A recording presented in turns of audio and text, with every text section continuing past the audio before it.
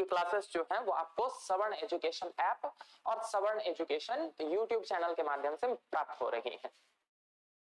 कल की क्लास में हम पहुंच गए थे कैपिटल मार्केट यानी कि पूंजी बाजार में। कल हम लोगों ने स्टॉक एक्सचेंज को देख लिया था। स्टॉक एक्सचेंज क्या होते हैं आपको बता दिया था मैंने कि स्टॉक एक्सचेंज ऐसे प्लेटफॉर्म है जहां शेयरों की खरीद बिक्री होती है, उनको क्या कहा जाता है, स्टॉक एक्सचेंज कहा जाता है। आपको ये भी बता दिया था मैंने कि विश्व का सबसे बड़ा स्टॉक एक्सचेंज जो है वो न्यूयॉर्क स्टॉक एक्सचेंज है और विश्व का सबसे पुराना stock exchange Amsterdam stock exchange हुआ करता था, जो कि 2000 में मर्ज कर दिया गया ब्रुसेल स्टॉक एक्सचेंज और पेरिस स्टॉक एक्सचेंज के साथ, और उसका नाम बदलकर अभी वर्तमान में क्या कर दिया गया है, यूरोनेक्स्ट एम्स्टर्डम। इसके आगे मैंने बताया था कि भारत में भी कई सारे स्टॉक एक्सचेंजेस हैं, जिनमें से एनएसई यानी कि नेशनल स्टॉक एक्सचेंज और बीएसई यानी कि बॉम्बे स्टॉक एक्सचेंज, ये दो प्रमुख स्टॉक एक्सचेंज हैं। आपको मैंने ये भी बताया था कि भारत की नवीनतम स्टॉक एक्सचेंज का नाम है आईएनडी आईएनएक्स, ठीक ना, जो कि गुजरात के गिफ्ट सिटी में खोला गया है, आईएनडी आईएनएक्स, ठीक ना। इन सब की भी चर्चा हम लोगों ने कर ली थी। इसके बाद जब हम आगे बढ़े थे तो हम चर्चा करने वाले थे एनएसई और बीएसई के बारे में, ठीक ना। तो आज की कहानी हम लोग स्टार्ट करते हैं एनएसई और बीएसई से, ठीक ना। एनएसई क्या है, एनएसई का मतलब है नेशनल स्टॉक एक्सचेंज, ठीक। आज की चर्चा हम स्टार्ट करते हैं किससे, आज की चर्चा हम स्टार्ट करते हैं एनएसई और बीएसई।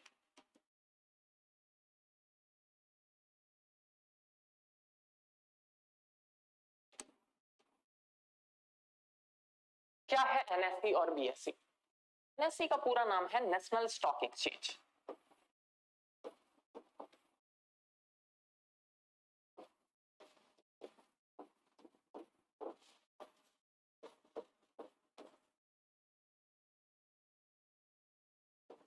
ठीक, और बीएसई का नाम है बॉम्बे स्टॉक एक्सचेंज, पूरा नाम।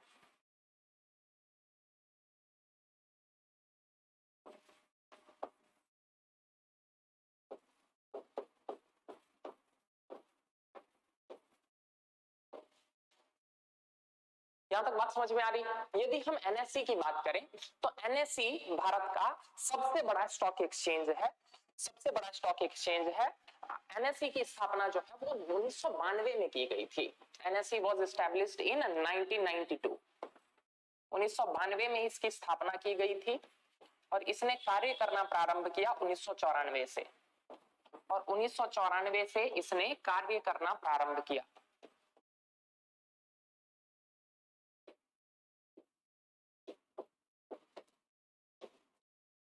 ठीक है, 1994 से इसने कार्य करना प्रारंभ किया, यद्यपि इसकी स्थापना 1992 में कर दी गई थी। ठीक ना, ये भारत का प्रथम पूर्णतः कंप्यूटरीकृत स्टॉक एक्सचेंज है।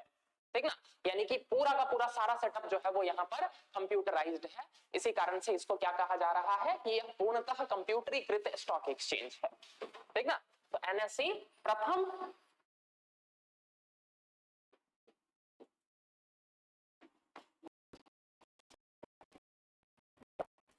एनएसई प्रथम पूर्णतः कंप्यूटरीकृत स्टॉक एक्सचेंज है।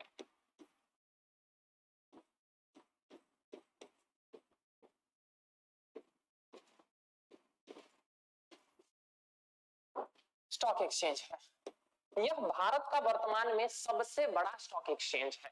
सबसे बड़ा स्टॉक एक्सचेंज होने के क्या पैमाने हैं? सबसे बड़ा स्टॉक एक्सचेंज होने के यहां पर पैमाने हैं कि सबसे ज्यादा प्रतिदिन प्रतिदिन शेयर्स की खरीद बिक्री यही होती है। प्रतिदिन खरीद बिक्री, शेयरों की खरीद बिक्री के आधार पर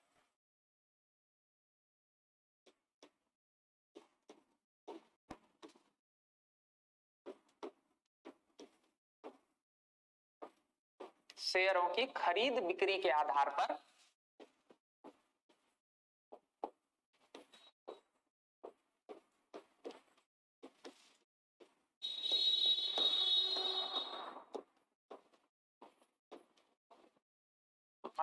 सबसे बड़ा स्टॉक एक्सचेंज।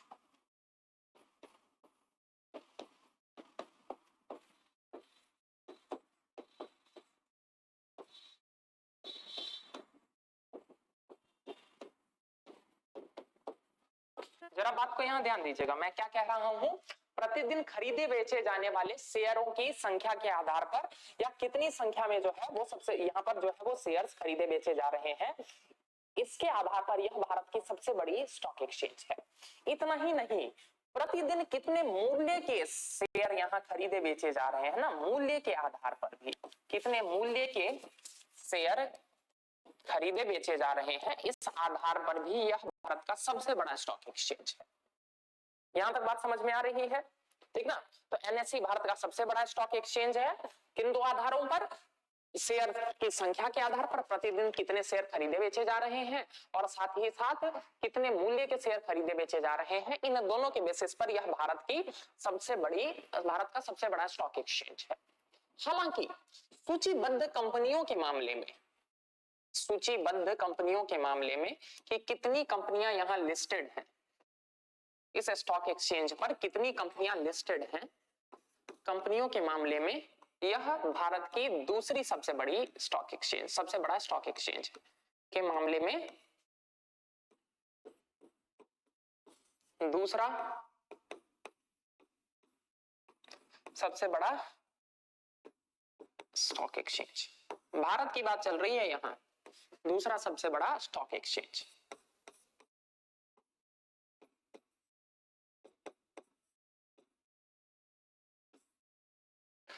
यहां तक बात चल रही थी किसकी, एनएसई की, ठीक ना।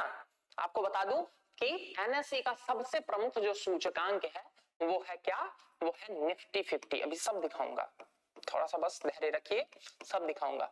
निफ्टी 50 ये एनएसई का सबसे प्रमुख सूचकांक है, निफ्टी 50, ठीक ना। आप लोग न्यूज वगैरह में सुनते होंगे क्या कि संवेदी सूचकांक निफ्टी 50 जो है वो इतना परसेंट ऊपर चढ़ गया, निफ्टी 50 जो है वो इतना परसेंट नीचे चला आया। इसका क्या मतलब होता है सब अभी समझाऊंगा, सारा कुछ अभी क्लियर हो जाएगा आपको, ठीक ना। तो निफ्टी 50, यहां तक बात समझ में आ गया। अब जरा बात करते हैं हम किसकी, हम बात करते हैं बीएसई की, बॉम्बे स्टॉक एक्सचेंज। आपको बताया कि ये एशिया का सबसे पुराना स्टॉक एक्सचेंज है, एशिया का सबसे पुराना स्टॉक एक्सचेंज।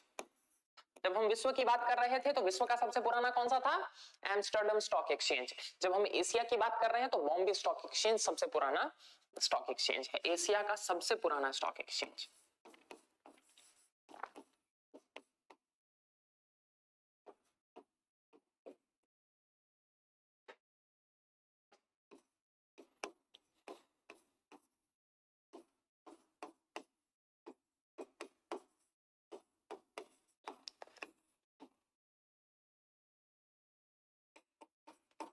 यदि हम बात करें तो इसकी स्थापना सन 1875 में की गई थी, 1875 में इसकी स्थापना की गई थी, ठीक ना।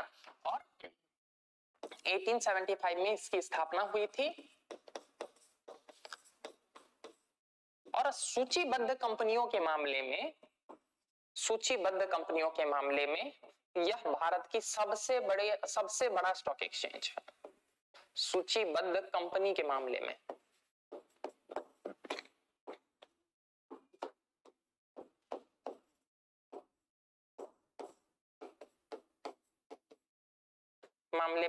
सबसे बड़ा स्टॉक एक्सचेंज।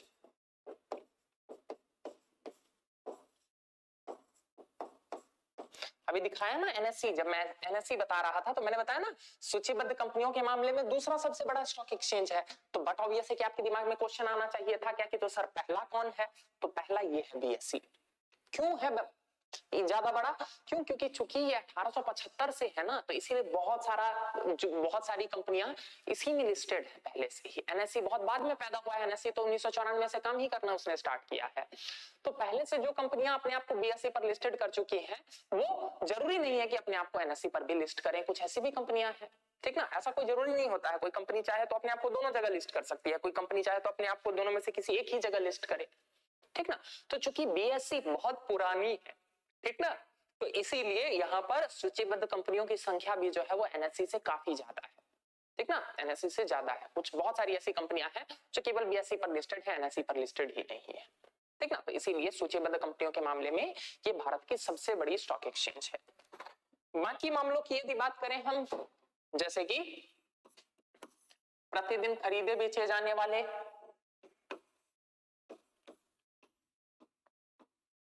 प्रतिदिन खरीदे बेचे जाने वाले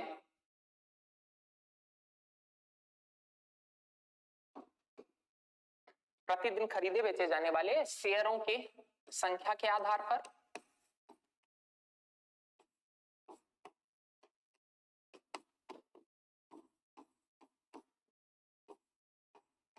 एवं उनके मूल्य के आधार पर। अगर पैसे के बेसिस पर भी देखें ना कि कितने पैसों का यहाँ पर डेली खरीद बिक्री होता है, मूल्य के आधार पर भी, इन दोनों के आधार पर ये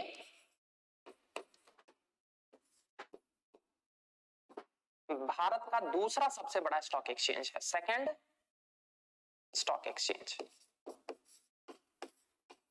पहले पर कौन है?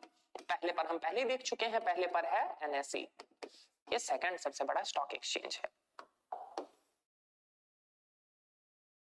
यहां तक बात समझ में आ गई? ठीक ना? यदि हम बीएसई के सबसे प्रमुख सूचकांक की बात करें तो बीएसई का सबसे प्रमुख सूचकांक है कौन सा? बीएसई के प्रमुख सूचकांक का नाम है सेंसेक्स। बीएसई के प्रमुख सूचकांक का नाम है सेंसेक्स। यहां तक बात समझ में आ गई? बीएसई के प्रमुख सूचकांक का नाम है सेंसेक्स और एनएसई के प्रमुख सूचकांक का क्या नाम है? निफ्टी 50। ऐसा नहीं है कि बीएसई का यही केवल एकमात्र सूचकांक है, ऐसा बिल्कुल नहीं है, ठीक ना? और निफ्टी में केवल एक निफ्टी 50 ही सूचकांक है, ऐसा भी नहीं है।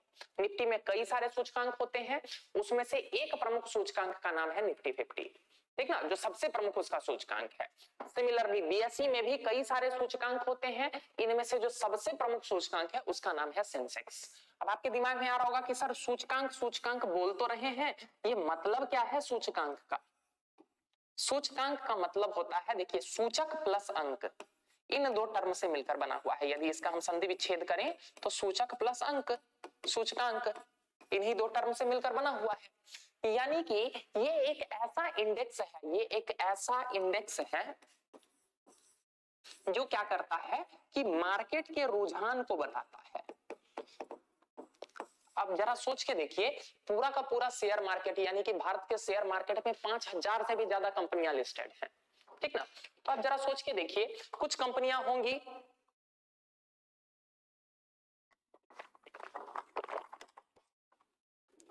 कुछ कंपनियां होंगी जिनका प्राइस जो है उस दिन चढ़ा होगा, कुछ कंपनियां होंगी जिनका प्राइस उस दिन गिरा होगा, कुछ कंपनियां होंगी जिनका प्राइस फ्लैट रहा होगा, यानी कि मतलब लगभग उसी रेंज में रहा होगा। तो हमें पता कैसे चलेगा क्या कि वास्तव में जो पूरा शेयर बाजार है वो किस दिशा में जा रहा है? उसके लिए काम क्या करते हैं ये सूचकांक।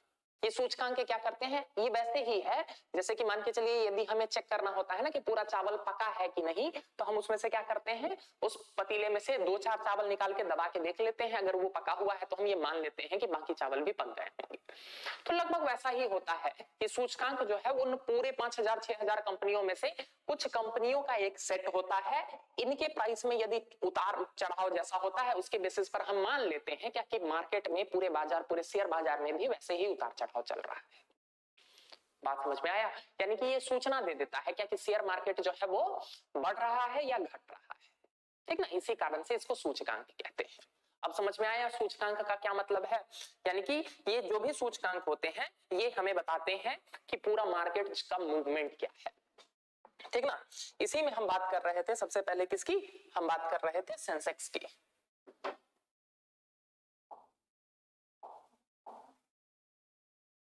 हम बात कर रहे थे किसकी? हम बात कर रहे थे सबसे पहले निफ्टी 50 देख लेते हैं।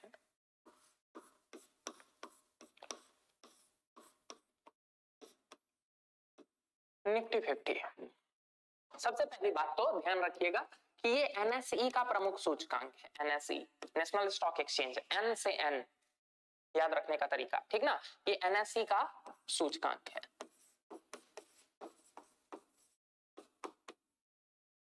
बात समझ में आ गई? दूसरी बात, इसमें भारत के शेयर मार्केट में, भारत के शेयर बाजार में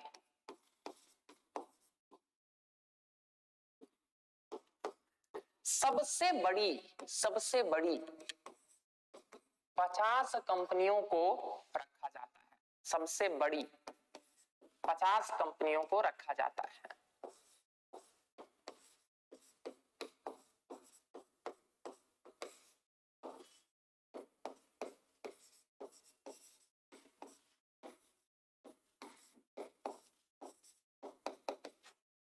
यहां तक बात समझ में आई? सबसे बड़ी कंपनी होने का पैमाना क्या है? सबसे बड़ी कंपनी होने का पैमाना होता है कि जिस कंपनी का आज मार्केट वैल्यू सबसे ज्यादा है, ठीक ना?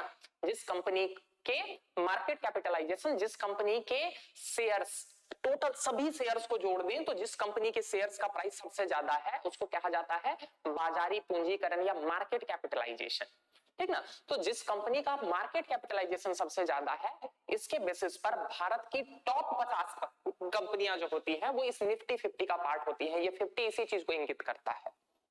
बात समझ में आया? और इन्हीं 50 कंपनियों के मूल्य में उतार चढ़ाव के बेसिस पर हम ये अंदाजा लगा लेते हैं कि ओवरऑल मार्केट या ओवरऑल शेयर बाजार जो है वो चढ़ रहा है या घट रहा है। यहां तक बात समझ में आई, ठीक ना? तो ये है निफ्टी 50, ठीक ना? ये 50 कंपनियां जो है ये फिक्स नहीं होती हैं। जैसे मान के चलिए इसमें से कोई कंपनी, जैसे कि 49वें नंबर पर जो कंपनी थी, अचानक से क्या हुआ, उसके शेयर के प्राइसेस घट गए और 51 नंबर पर जो कंपनी थी उसके शेयर प्राइसेस बढ़ गए, तो क्या हो जाएगा, ये नई कंपनी इसके अंदर आ जाएगी, ठीक ना? तो यानी कि ये फिक्स नहीं रहता है, ये चेंज होता रहता है। लेकिन निफ्टी 50 हमेशा क्या करेगा, भारत के जो टॉप 50 कंपनियां है ना उनके शेयर के प्राइसेस में होने वाले मूवमेंट के बेसिस पर, उनके शेयर के कीमतों में होने वाले उतार चढ़ाव के बेसिस पर हमें यह बताता है कि ओवरऑल बाजार जो है वो चढ़ रहा है या घट गिर रहा है। यहां तक बात समझ में आ गई? ये देखिए,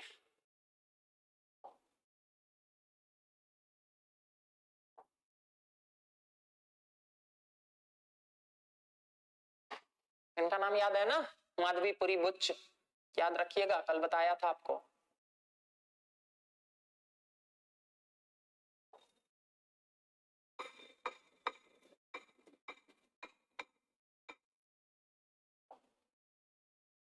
ये देखिए moneycontrol.com पर आते हैं।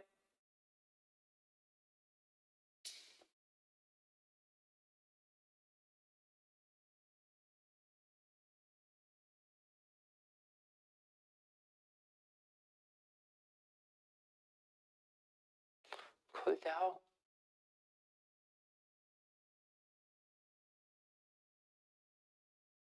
बहुत टाइम लगा रहा खुलने में।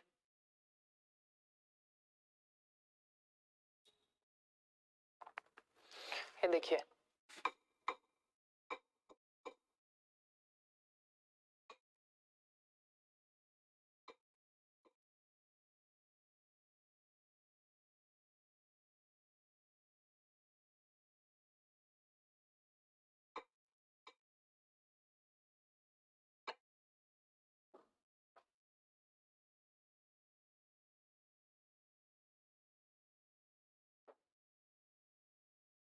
ये देखिए निफ्टी 50,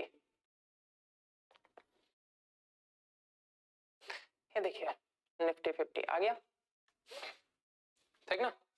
ये देखिए ये है निफ्टी 50। आज निफ्टी 50 जो है वो 18,270 पर है, अभी का एग्जैक्ट अभी का टाइम बता रहा आपको, 9:23 पर। देख रहे हैं कभी घटेगा कभी बढ़ेगा, यानी कि ये अभी मार्केट 9:15 के बाद मार्केट खुल जाता है तो ये आपको मूवमेंट में दिखेगा।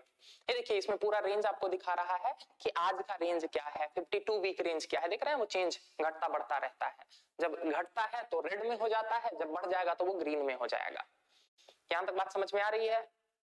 हाँ, ये देखिए ये चार्ट है निफ्टी का, निफ्टी का चार्ट है, पिछले एक साल का चार्ट है ये। निफ्टी देखिए कैसे मूवमेंट किया है, ठीक ना? पिछले एक साल में कहां से कहां तक गया है, उतार चढ़ाव दिख रहा है। तो इसी निफ्टी में उतार चढ़ाव के बेसिस पर, जैसे अभी निफ्टी देख रहे हैं, अभी निफ्टी जो है वो 19 पैसे यानी कि 0.10% डाउन है। तो हम इसी के बेसिस पर ये अंदाजा लगा लेते हैं कि अच्छा मतलब आज मार्केट जो है वो लगभग फ्लैट ही है।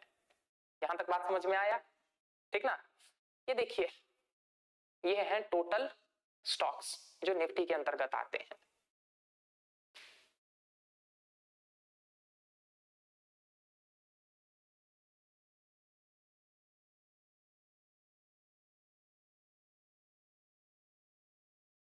ये देखिए ये टोटल स्टॉक्स हैं जो निफ्टी के अंतर्गत आते हैं। ये देखिए 1 से लेकर 50 तक होंगे। ये 50 स्टॉक्स जो हैं ये किसके अंतर्गत आते हैं? निफ्टी के अंतर्गत आते हैं, ठीक ना।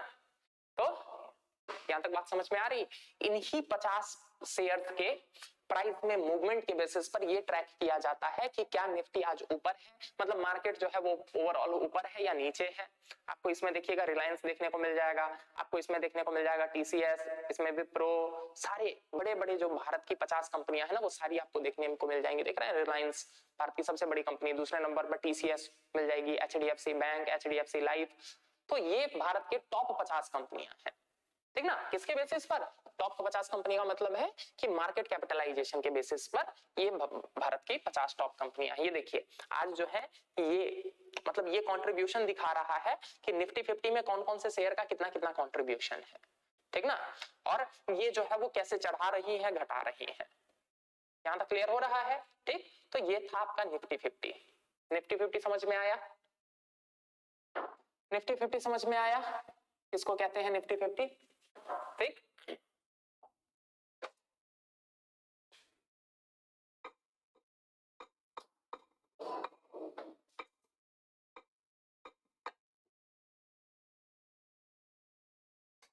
कोई नहीं,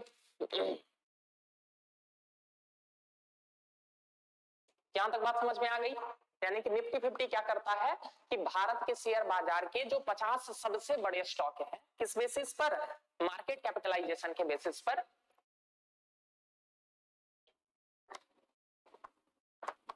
यानी कि बाजारी पूंजीकरण के आधार पर उन शेयर के प्राइस में जो उतार चढ़ाव हो रहा है उसको मापने की कोशिश करता है, ठीक ना। निफ्टी 50 क्लियर हो गया? जैसे निफ्टी 50 है वैसे ही बीएसई की प्रमुख, अच्छा हाँ अभी आपको मैंने ये दिखाया ना क्या कि केवल निफ्टी 50 ही एनएससी का एकमात्र सूचकांक नहीं है। निफ्टी 50 के अलावा भी कई सारे सूचकांक हैं। ये देखिए आपको दिखाता हूं, इंडिसेस कहीं दिख रहा है इसमें? इंडियन इंडिसेस, ये दिखा ना इंडियन इंडिसेस। ये देखिए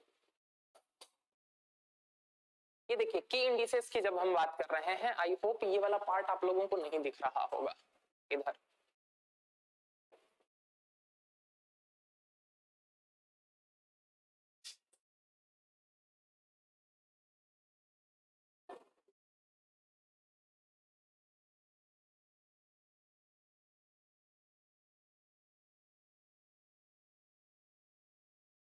देख रहे हैं ऊपर में ही दिखाते रहेगा। आप जब भी कोई भी चीज को खोलिएगा ना, ये देखिए आपको ऊपर में ही दिखाते रहेगा। ये देख रहा सेंसेक्स दिखा रहा है, उसके बगल में देखिए निफ्टी 50 दिखा रहा है, उसके बगल में देखिए निफ्टी बैंक, यानी कि ये भी एक तरह का इंडिसेस ही है, ये भी एक तरह का सूचकांक है जो भारत के बैंकों के शेयर के प्राइस में होने वाले उतार चढ़ाव को दिखा रहे हैं। दिख रहा है ये निफ्टी बैंक, ये देखिए निफ्टी मिड कैप 100, यानी कि भारत के निफ्टी में या फिर एनएससी में जो मध्यम आकार की कंपनियां है ना मिड कैप, ये उनके प्राइसेस में होने वाले उतार चढ़ाव को दर्शाता है। ये दिख रहा ना? हाँ ये देखिए यहां तक क्लियर हो रहा है, ठीक ना। तो मैं क्या बोलना चाह रहा था, मैं यही तो बोलना चाह रहा था कि केवल एनएससी का एकमात्र सूचकांक नहीं है निफ्टी 50, कई सारे सूचकांक हैं, उनमें से सबसे प्रमुख सूचकांक है निफ्टी 50। क्यों? क्योंकि ये भारत के शेयर बाजार के टॉप 50 कंपनियों के शेयर के मूल्य में होने वाले उतार चढ़ाव को प्रस्तुत करता है, जिसके बेसिस पर हमें ये पता चल जाता है कि वास्तव में मार्केट का रुझान क्या है। आज मार्केट जो है वो चढ़ा हुआ है या गिरा हुआ है, देख रहे हैं ना। अभी देख रहे हैं उस टाइम -10 था, -14, -13, जितनी देर मार्केट खुला रहेगा ये उतार चढ़ाव करता रहेगा। ये रेड में है, इसके बेसिस पर हम क्या अंदाजा लगा सकते हैं कि यानी कि आज मार्केट गिरा हुआ है ओवरऑल। लेकिन यहाँ देखिए मिड कैप जो है ये ग्रीन में दिख रहा है, यानी कि मिड कैप के स्टॉक्स हैं वो चढ़े हुए हैं, ठीक ना। तो अब आपको ये क्लियर हो गया। आपसे ये भी पूछा जा सकता है निफ्टी 50 में कितने स्टॉक्स हैं, तो आपको पता होना चाहिए 50 स्टॉक है। यहां तक क्लियर है? 50 स्टॉक्स है, ठीक ना। निफ्टी 50 नाम से ही संबंधित है, ठीक ना। अभी सारे स्टॉक्स भी आपको दिखाए मैंने, ठीक। यहां तक क्लियर है? चलिए देख रहे हैं, ये देखिए निफ्टी 500 एक अलग है, सूचकांक। इसमें निफ्टी के टॉप 500 कंपनियों के शेयर में प्राइस को अंतर को दिखाता है। निफ्टी मिड कैप 50 यानी कि मध्यम आकार वाले 50 कंपनियां। तो ये भूल अभी दिमाग से निकाल दीजिएगा कि इसका ये मतलब नहीं है कि एनएसई का एकमात्र सूचकांक केवल निफ्टी है, ऐसा नहीं है, कई सारे सूचकांक हैं, उसमें से सबसे प्रमुख सूचकांक है निफ्टी 50। Now clear. ऐसे ही अभी आपको मैंने बताया कि बीएसई का सबसे प्रमुख सूचकांक क्या है, सेंसेक्स। ठीक ना, बीएसई यानी कि बॉम्बे स्टॉक एक्सचेंज का सबसे प्रमुख सूचकांक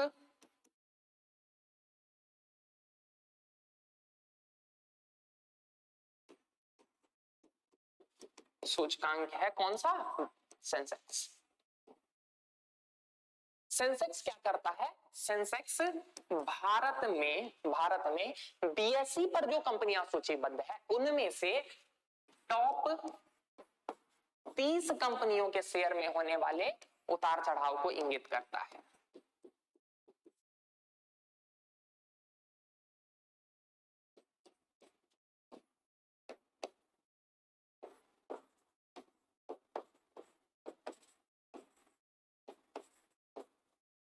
ठीक ना, यहां क्लियर रखिएगा। निफ्टी 50 में कितने स्टॉक्स आ रहे हैं, टॉप 50।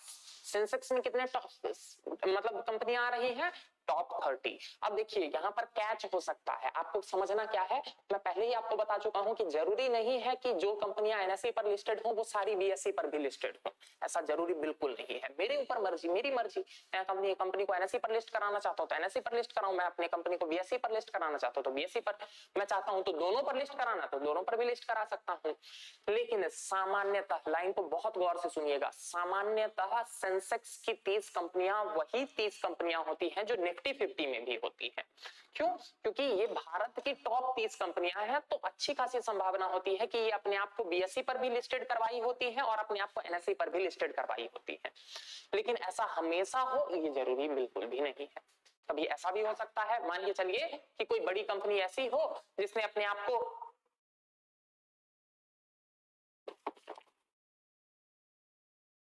बीएसई पर लिस्टेड करवा रखा हो, एनएसई पर लिस्टेड नहीं करवा रखा हो, और वो इतनी बड़ी हो गई है कि वो टॉप 30 में आ रही है, तो ऐसा हो सकता है कि सेंसेक्स में एक ऐसी कंपनी हो जो क्या हो, निफ्टी में ना हो। लेकिन वर्तमान में ऐसा बिल्कुल नहीं है। वर्तमान में ये जो टॉप 30 कंपनियां है ना, ये निफ्टी 50 में भी दिखेंगी आपको, ये निफ्टी 50 में भी दिखेंगी आपको। यहां तक बात समझ में आ रही।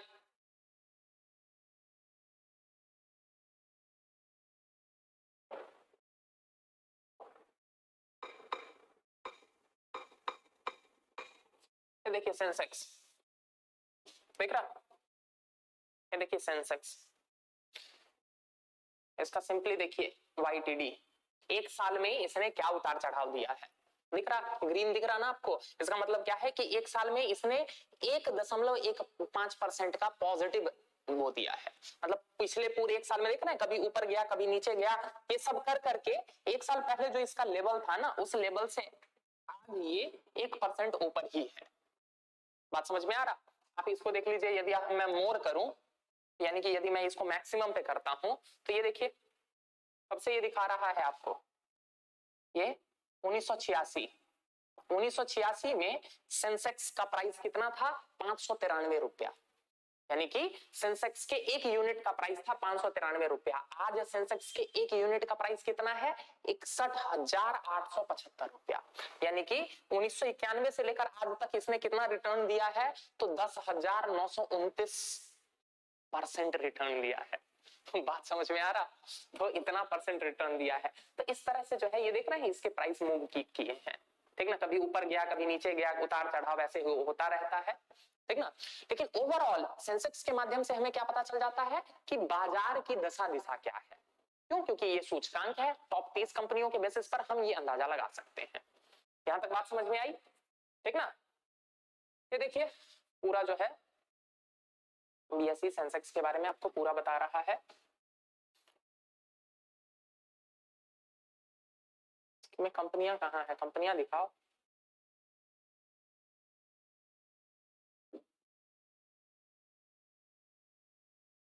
अच्छा था, यही कंपनियां था।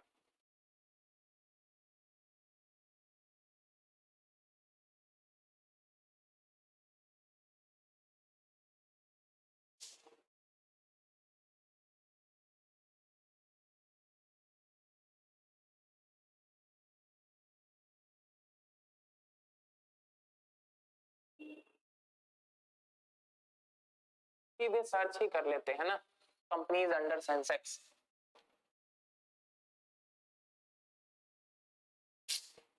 क्या क्या ले रहा है?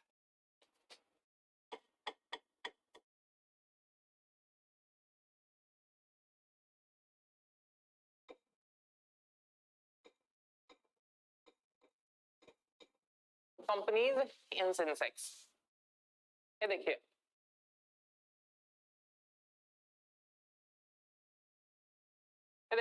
ये 30 कंपनियां हैं जो सेंसेक्स में आपको दिखेंगी। वही देखिए रिलायंस इंडस्ट्रीज निफ्टी 50 में भी दिख रहा था, भारत की सबसे बड़ी कंपनी। उसके अलावा आपको टीसीएस दूसरी सबसे बड़ी कंपनी, एचडीएफसी बैंक, सब वही दिखेंगे। 30 मिलेंगे आपको, 1 2 3 4 5 6 7 8 9 10 11 12 13 14 15 16 17 18 19 20 21 22 23 24, पूरा नहीं दिखाया इसने भी। इसमें देखिए ये देखिए बीएसई सेंसेक्स 30 कंपनीज, ठीक ना। गूगल ने पूरा नहीं दिखाया, यहाँ देख लीजिए 30 कंपनियां जो होती है वो सेंसेक्स के अंतर्गत आती है। कोई नहीं, आप याद रख लीजिए 30 कंपनियां, ठीक। और अभी जो वर्तमान में इसमें वही है, वही 30 कंपनियां हैं जो निफ्टी के अंतर्गत भी शामिल है, ठीक ना। आपको वो सारी कंपनियां यहाँ मिल जाएंगी, बीएसई की सबसे प्रमुख सूचकांक है। आई होप यहाँ तक हम क्लियर है, ठीक ना। सेंसेक्स और निफ्टी 50 यहाँ तक क्लियर हो गया। तो आगे बढ़ते हैं। जब यहां तक क्लियर हो गए हैं तो अब जरा हम समझते हैं कि शेयर मार्केट का क्लासिफिकेशन, शेयर बाजार का वर्गीकरण बहुत इंपॉर्टेंट है इस बार के लिए।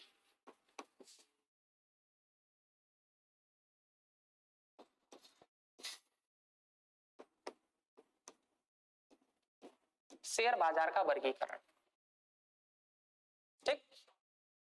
शेयर बाजार को दो तरह के बाजारों में बांटा जा सकता है। सबसे पहले को हम कहते हैं प्राथमिक बाजार, प्राइमरी मार्केट। क्या कहते हैं हम? Primary market. और दूसरे को हम कहेंगे द्वितीयक बाजार, सेकेंडरी मार्केट।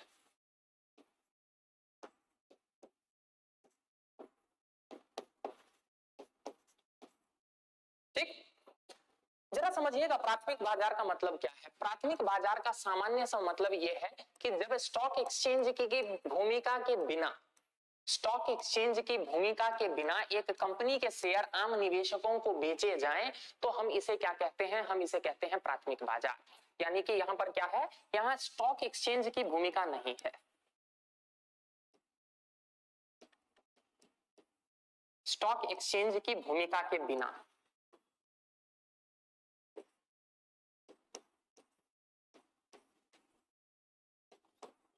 पूरी कहानी को समझिएगा।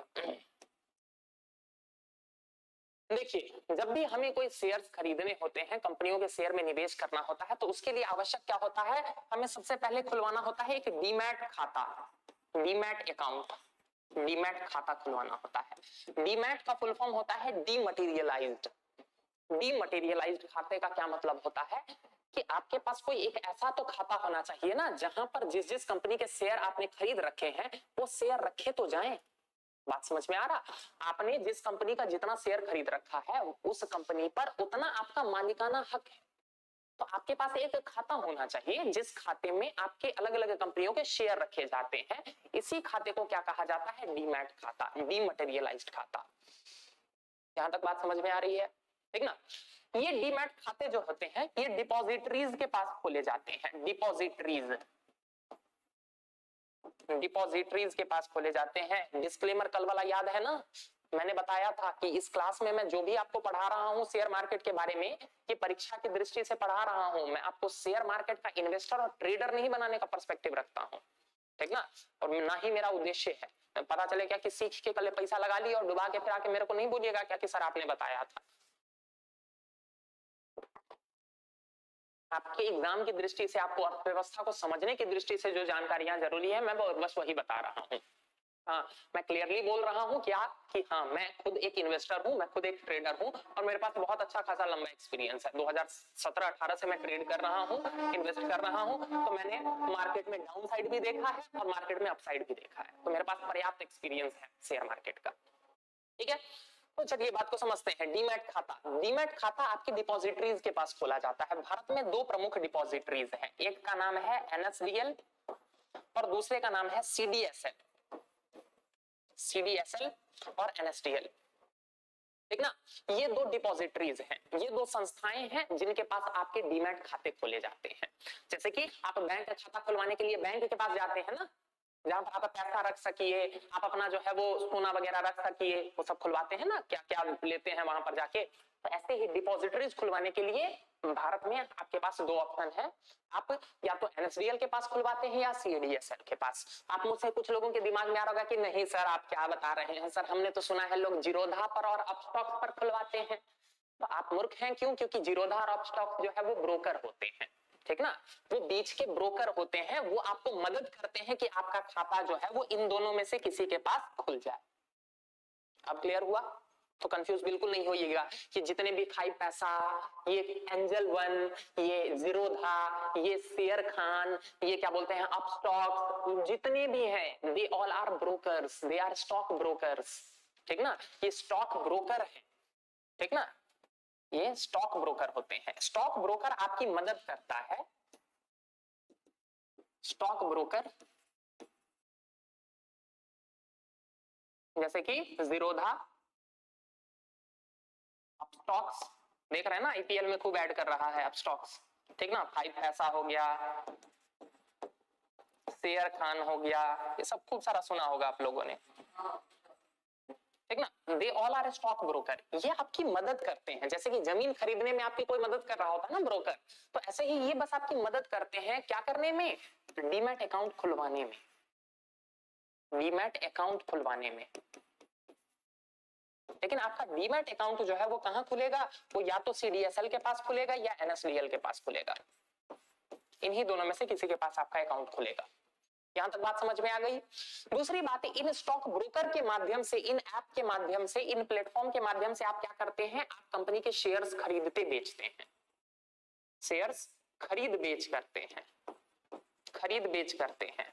लेकिन आपके शेयर इनके पास नहीं रहते हैं, आपके शेयर इनके पास बिल्कुल नहीं रहते हैं। आप शेयर खरीदिएगा तो वो शेयर खरीद के जाके आपके कहां, डीमैट खाते में चला जाएगा। यदि आप शेयर बेचिएगा तो इस डीमैट खाते से निकलकर वो शेयर जो है वो आपने जिसको बेचा है उसके खाते में चला जाएगा। लेकिन इनके पास आपका शेयर नहीं रहता है। तो सबसे पहला तो आपके दिमाग में टेंशन कि सर जीरोधा में अकाउंट खुलवाया और जीरोधा भाग गई, तब कुछ नहीं होगा। हाँ, उसके पास जो आपने मान के चलिए उसके अकाउंट में जो पैसा वैसा थोड़ा मोड़ा डाल रखा होगा ना आपने ट्रेड करने के लिए, वो जरूर भाग सकती है लेकर, लेकिन आपके शेयर्स लेकर नहीं भाग सकती है। क्यों? क्योंकि आपके शेयर्स तो उसके पास थे ही नहीं, तभी आपके शेयर्स तो आपके डिपॉजिटरीज में जमा हो रहे थे। यहां तक क्लियर है? स्टॉक ब्रोकर समझ में आ गया, डिपॉजिटरी समझ में आ गई, ये दोनों चीजें समझ में आ गई। यहां तक क्लियर है ना? अब हम आते हैं वापस अपने किस पर, प्राथमिक बाजार पर। थोड़ा सा और बता देता हूं। जनरली क्या होता है ना कि इसी डीमैट अकाउंट से, जैसे कि आपने एक तो डीमैट अकाउंट खुलवाया, डीमैट खाता, इस डीमैट खाते को आप एक बैंक अकाउंट से लिंक करते हैं। आपके पास जो आपका बैंक अकाउंट है ना, आप एक बैंक खाते से लिंक करते हैं, और इन दोनों के बीच में क्या होता है, एक ब्रोकर होता है, ब्रोकर, इन दोनों के बीच में एक ब्रोकर होता है,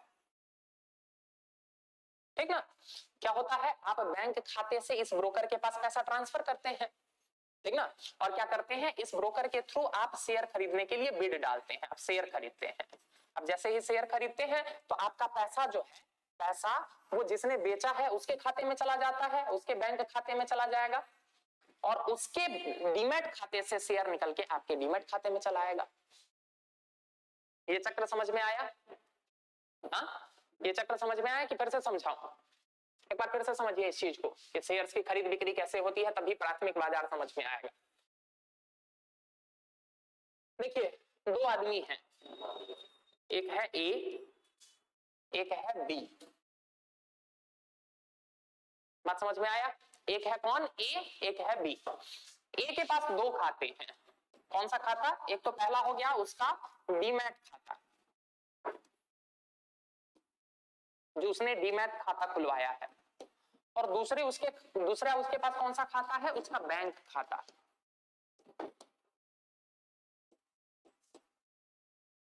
ठीक है, दूसरा उसका कौन सा खाता है, बैंक खाता। सिमिलरली इस बी पर्सन के पास भी दो खाते होंगे, एक तो होगा इसका बैंक खाता, और दूसरा इसके पास भी होगा एक डीमैट खाता।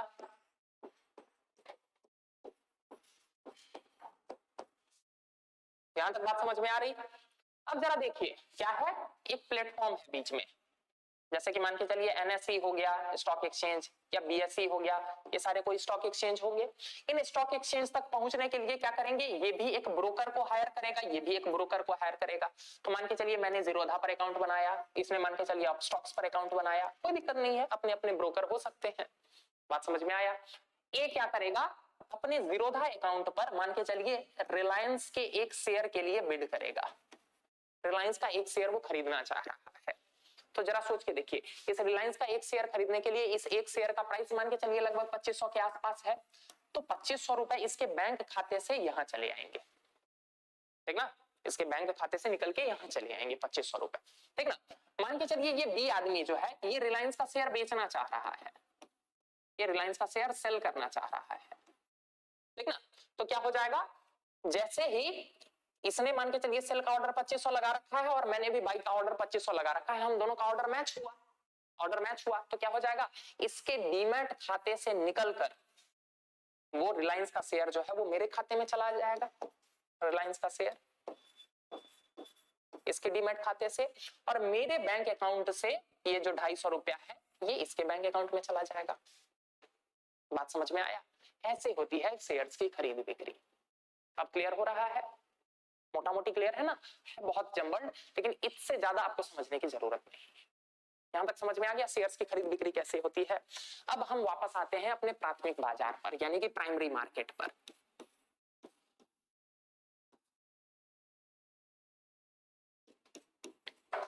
बड़ा गौर से समझिएगा, मुझे क्यों लग रहा है कि प्राथमिक बाजार पर क्वेश्चन आएगा, और क्यों आएगा उसका कारण भी मैं भी बताऊंगा, मैं प्रूफ भी दूंगा आपको कि क्यों मैं ऐसा बोल रहा हूं कि इससे क्वेश्चन आने की संभावना है। रैंडमली नहीं कि कौवा उड़ चिड़िया उड़ वो करके जो मैंने पॉइंट आउट कर दिया कि नहीं ये क्वेश्चन आएगा, ऐसा नहीं कर रहा हूं मैं बकायदा आपको रीजन दूंगा कि क्यों मुझे लग रहा है कि इससे क्वेश्चन आने की संभावना। प्राथमिक बाजार किसको कहते हैं जरा समझिए। प्राथमिक बाजार का सिंपल सा मैंने बताया कि जब शेयर्स की खरीद बिक्री जो है वो स्टॉक एक्सचेंज की भूमिका के बिना हो तो उसको हम क्या कहते हैं, प्राथमिक बाजार। यानी कि स्टॉक एक्सचेंज पर अभी लिस्टिंग नहीं हुई है, उससे पहले जो शेयर्स की खरीद बिक्री हो रही है उसको हम कहेंगे प्राथमिक बाजार। प्राथमिक बाजार के 3 उपकरण हैं भारत में, प्राथमिक बाजार के 3 उपकरण हैं। कौन कौन से हैं ये उपकरण? सबसे पहले को कहते हैं IPO, initial public offering, initial public offering.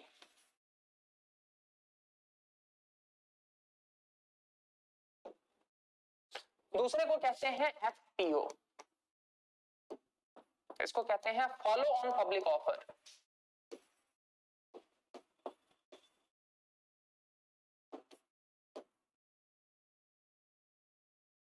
और तीसरे का नाम है राइट्स इशू।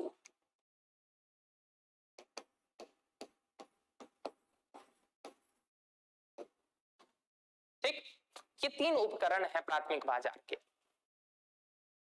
यहां तक बात समझ में आ रही है? पिछले 2 सालों में जितने आईपीओ आए हैं ना भारत में, इतिहास में इतने आईपीओ कभी नहीं।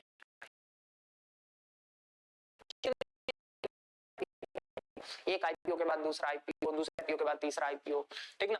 फिर देखा क्या क्या लेटर हाफ में आप पहुंचे जब शेयर मार्केट जो है वो थोड़ा सा गिरने लगा, तो कई सारे कंपनीज ने तो अपने आईपीओ को किया। आपने सुना होगा ओला, ये जो है ओला उबर ये लाने वाली थी आईपीओ। आपने सुना होगा ओएलएक्स लाने, ये कई सारी कंपनियां जो है आईपीओ लाना चाह रही थी, लेकिन सबने फिर नहीं लाए, ठीक ना। आईपीओ क्या होता है, आईपीओ जरा उसको समझिए। Initial public offering. आईपीओ का सामान्य सा मतलब ये होता है कि जब एक कंपनी पहली बार, जब एक कंपनी पहली बार, इनिशियल नाम से भी आप समझ लीजिए, इनिशियल का क्या मतलब होगा, पहली बार। कंपनी पहली बार अपना शेयर, पहली बार अपनी हिस्सेदारी आम लोगों को बेचना चाहे, पहली बार अपनी हिस्सेदारी आम लोगों को बेचना चाहे, तो इसके लिए क्या लाया जाता है, इसके लिए लाया जाता है आईपीओ।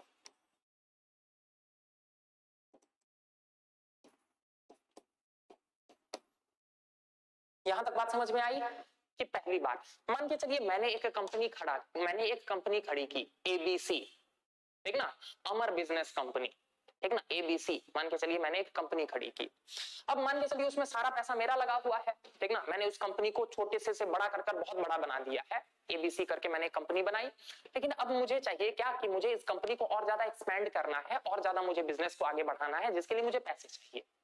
तो मैं क्या चाह रहा हूं, मैं चाह रहा हूं कि मैं अपनी कंपनी के कुछ शेयर्स बेचकर, कुछ हिस्सेदार बनाकर और पैसा जुटाऊं। तो इसके लिए क्या करूंगा, मैं सबसे पहली बार जब अपनी कंपनी के शेयर आम लोगों को बेचूंगा ना, तो उसको क्या कहेंगे, मेरी कंपनी का IPO। बात समझ में आ रहा? मान के चलिए अभी 100% शेयर होल्डिंग मेरे पास है, इस कंपनी पर 100% मालिकाना हक मेरे पास है, लेकिन मैं चाह रहा हूं कि मैं इसमें से 10% आम लोगों को बेचूं, और उनके थ्रू जो पैसा आएगा मेरे पास, फिर मैं इस पैसे का प्रयोग क्या करूं, अपने बिजनेस को और ज्यादा एक्सपेंड करने में। बात समझ में आ रहा? तो ये होता है IPO। अब क्लियर हो गया IPO क्या होता है, पहली बार जब एक कंपनी अपने शेयर बेच रही होती है, ठीक ना। आपको मैं पहले ही बता चुका हूं कि भारत में शेयर मार्केट का रेगुलेटर कौन है, शेयर मार्केट पर नियंत्रण कौन करता है, SEBI, securities and exchange board of India, SEBI का नियंत्रण होता है। तो यदि मैं अगर IPO लाना चाहता हूं, तो मुझे सबसे पहले अनुमति किससे लेनी होगी, मुझे लेनी होगी सेबी से। सेबी की अनुमति के बिना जो है मैं IPO नहीं ला सकता हूं, सेबी से मुझे अनुमति लेनी होगी। यहां तक बात समझ में आ रहा? इस अनुमति के लिए मैं जो डॉक्यूमेंट प्रस्तुत करूंगा उसको कहते हैं DRHP। आपसे पीटी में पूछा जा सकता है, the term DRHP has been in news. यह शब्द DRHP जो है ये बार बार न्यूज में रहता है, यह किससे संबंधित है? ऑप्शन में रहेगा कि एक नई प्रजाति है जिसको खोजा गया है, ऑप्शन बी होगा कि भारत के आकाशगंगा के कोने में स्थित एक जो है वो ग्रह है जहां पर जीवन की संभावना है, ऑप्शन सी रहेगा कि ये भारत के शेयर बाजार से या शेयर बाजार से संबंधित है।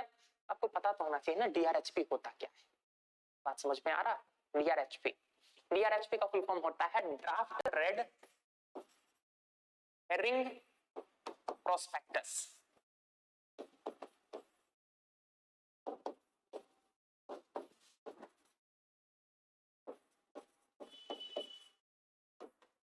ड्राफ्ट रेड हेरिंग प्रोस्पेक्टस, ठीक ना, DRHP। क्या होता है DRHP? DRHP वो डॉक्यूमेंट होता है जो एक कंपनी जो अपना IPO लाना चाह रही होती है वो सेबी के सामने प्रस्तुत करती है, ठीक ना। होता है ना, जैसे मान के चलिए आप अपनी कंपनी के को मतलब किसी को बताना चाह रहे हो तो आप अपना प्रोस्पेक्टस देते हैं ना, तो उसी तरह का ये प्रोस्पेक्टस होता है। इसका नाम DRHP क्यों रखा गया है, क्योंकि अमेरिका से हमने बोरो किया है। अमेरिकन शेयर मार्केट में ये चलन रहा है कि वहां जब कंपनी अपना IPO लाना चाहती है ना, तो जो डॉक्यूमेंट जो प्रोस्पेक्टस वो प्रस्तुत करती है उसका पहला पेज लाल होता है, इसीलिए draft red herring prospectus DRHP। अब क्लियर हो गया, ठीक ना, अमेरिका से हमने बोरो किया है। DRHP, एक कंपनी अपना DRHP जारी करती है और उस DRHP के बेसिस पर क्या होता है, फिर सेबी जो है वो देखती है क्या कि इस कंपनी में सब कुछ ठीक है ना, कुछ घोटाला वगैरह की तो संभावना नहीं है, चूना लगाने की तो बात नहीं सोच रहा है, मतलब वो अपने हिसाब से छानबीन करती है। अगर उसको सब कुछ क्लियर लगता है तो फिर वो अनुमति दे देती है कि तुम जो है वो क्या करो, अपना अपना क्या करो, IPO लेके आओ।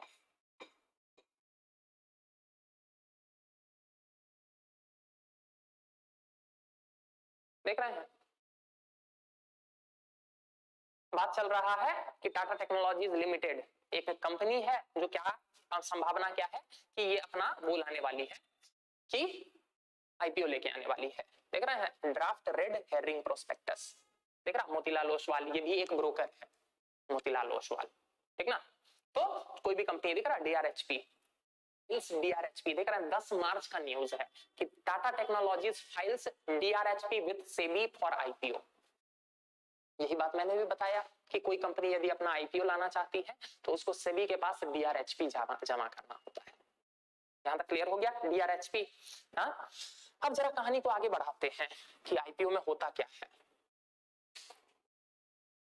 मैं आपको पहले ही बता चुका हूं कि IPO में स्टॉक एक्सचेंज की कोई भूमिका नहीं होती है। यानी कि यहां क्या होता है ना कि आप अपने ब्रोकर के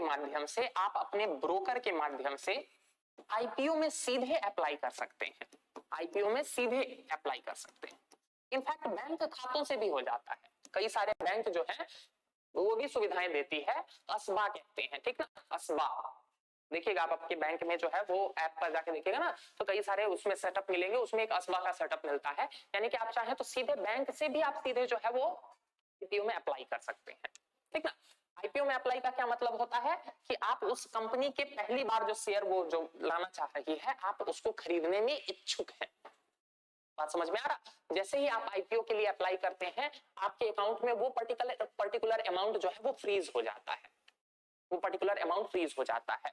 यदि मान के चलिए कि कोई कंपनी जो है वो आईपीओ में अपने 1000 शेयर बेचना चाह रही है, लेकिन डिमांड जो है वो मात्र 900 शेयर की आई, तो क्या हो जाएंगे, जितने लोगों ने बिड किया था सबको शेयर मिल जाएगा। अरे सिंपल सी बात है, सप्लाई ज्यादा है डिमांड कम है, तो जितने लोगों ने अप्लाई किया था सबको मिल जाएगा। लेकिन लेकिन लेकिन यदि मान के चलिए बिक रहा है 100 शेयर, लेकिन मांगने वाले आ गए हैं 10,000, तो फिर क्या हो जाता है, फिर हो जाता है लॉटरी सिस्टम, ठीक ना। लॉटरी सिस्टम कि आपके भाग्य के ऊपर डिपेंड करता है कि आपको उस कंपनी का शेयर मिलेगा भी कि नहीं मिलेगा। बात समझ में आया? इनफैक्ट आपको बता दूं, पिछले 1-2 सालों में भारत में लगभग 95% से ज्यादा आईपीओ जो है वो ओवर सब्सक्राइब्ड हुए हैं। ओवर सब्सक्राइब का क्या मतलब है कि जितना सब्सक्रिप्शन आया था उससे ज्यादा लोगों ने जो है वो बिड किया है। बात समझ में आया? तो ओवर सब्सक्राइब हुए हैं, ठीक ना। तो जैसा ही ओवर सब्सक्राइब होता है तो क्या हो जाता है, फिर लॉटरी सिस्टम हो जाता है कि आपको शेयर मिल भी सकते हैं, आपको नहीं भी मिल सकते। यहां तक क्लियर हो गया? ये बात भी समझ में आई? यानी कि देखिए यहां पर ब्रोकर तो है, लेकिन यहां पर अभी तक एक स्टॉक एक्सचेंज की कोई भूमिका नहीं हो रही है। मैं सीधे अपने बैंक से जो है उस कंपनी के बैंक खाते में पैसा ट्रांसफर कर दे रहा हूं और क्या कर रहा हूं, उस कंपनी को बोल रहा हूं कि तुम मेरे को शेयर्स दे दो। यहाँ पर स्टॉक एक्सचेंज की कोई भूमिका नहीं है, इसीलिए इसको प्राथमिक बाजार कहते हैं, इसीलिए इसको प्राइमरी मार्केट कहते हैं। अब क्लियर हो रहा है कुछ कुछ? यहां तक क्लियर है आईपीओ कैसे होता है? आपको दिखाऊं, भारत में आईपीओ जनरली जो होते हैं ना वो लॉट में होते हैं। जनरली आईपीओ में अगर आप शेयर खरीदना चाह रहे हैं ना, तो आपको आईपीओ में शेयर्स का लॉट होता है जो लगभग 10,000 से लेकर 15,000 के रेंज के बीच में होता है, ठीक ना। तो यानी कि आप आईपीओ में जब अप्लाई करते हैं ना, तो आप कंपनी का एक शेयर नहीं खरीदते हैं, आपको लॉट खरीदना होता है। 10,000 से लेकर 15,000 तक का पैसा लगता है और आप एक लॉट के लिए अप्लाई कर सकते हैं। यहां तक बात समझ में आ रही, ठीक ना। तो इस तरह से जो होता है वो आईपीओ में बिडिंग होता है।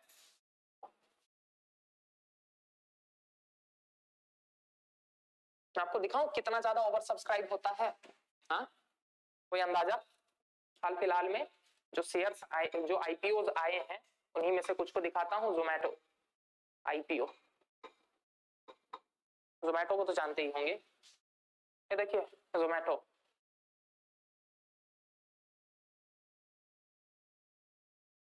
ये देखिए 14 जुलाई 2021 को ये अपना आईपीओ लेके आई थी, ठीक ना। फेस वैल्यू यानी कि इसने अपनी कंपनी के फेस वैल्यू, अपनी कंपनी को तोड़ दिया है 1-1 रुपए के शेयर में, लेकिन उसी प्राइस पर नहीं आता है। जैसे मान के चलिए मैंने अपनी मेहनत से अपनी कंपनी को खड़ा किया है, आज मान के चलिए मेरी कंपनी जो है वो मान के चलिए 5 करोड़ की है, ठीक ना। तो मैं 1-1 रुपए के 5 करोड़ शेयर जारी कर सकता हूं। यहां तक बात समझ में आ रही? लेकिन आपको क्या लग रहा है, मैंने इतनी मेहनत की है तो मैं क्या अपनी कंपनी को 1 ही रुपया पर 1 शेयर पर बेचूंगा? ऐसा नहीं है। मैं क्या करूंगा, अपनी मेहनत के लिए उसमें कुछ प्रीमियम ऐड करूंगा। बात समझ में आ रहा? प्रीमियम ऐड करूंगा, क्यों? क्योंकि मैंने उसको इतनी वैल्यू तक लेके आया हूं। तो जो फेस वैल्यू होता है उसी पर नहीं बिक रहा होता है, उस फेस वैल्यू पर प्रीमियम ऐड होता है। यहां तक बात समझ में आई? इसलिए देख रहे हैं ना, इसका प्राइस क्या रखा गया था, 72 से लेकर 76। और देख रहे हैं लॉट साइज नीचे, मैंने अभी आपको बताया ना कि आप एक शेयर नहीं खरीद सकते हैं। ऐसा थोड़ी कि 72 रुपया दो, लो एक तो शेयर दे दो, ऐसा नहीं होता है। लॉट खरीदना होता है आपको आईपीओ में। यानी कि 195 शेयर का लॉट था, तो आप इसको मल्टीप्लाई कीजिए, लगभग वही 14,000 के आसपास आएगा। यानी कि 10,000 से लेकर 15,000 का लॉट साइज होता है, ठीक ना। ये देखिए इसने अपनी लिस्टिंग करवाई थी बीएसई और एनएसई दोनों पर। मैंने ये बात भी बोला था ना कि ये उसकी इच्छा के ऊपर डिपेंड करता है कि वो कौन कौन से स्टॉक एक्सचेंज पर अपने आप को लिस्ट कराना चाहता है, ठीक ना। ये दिख रहा है। अब ये देखिए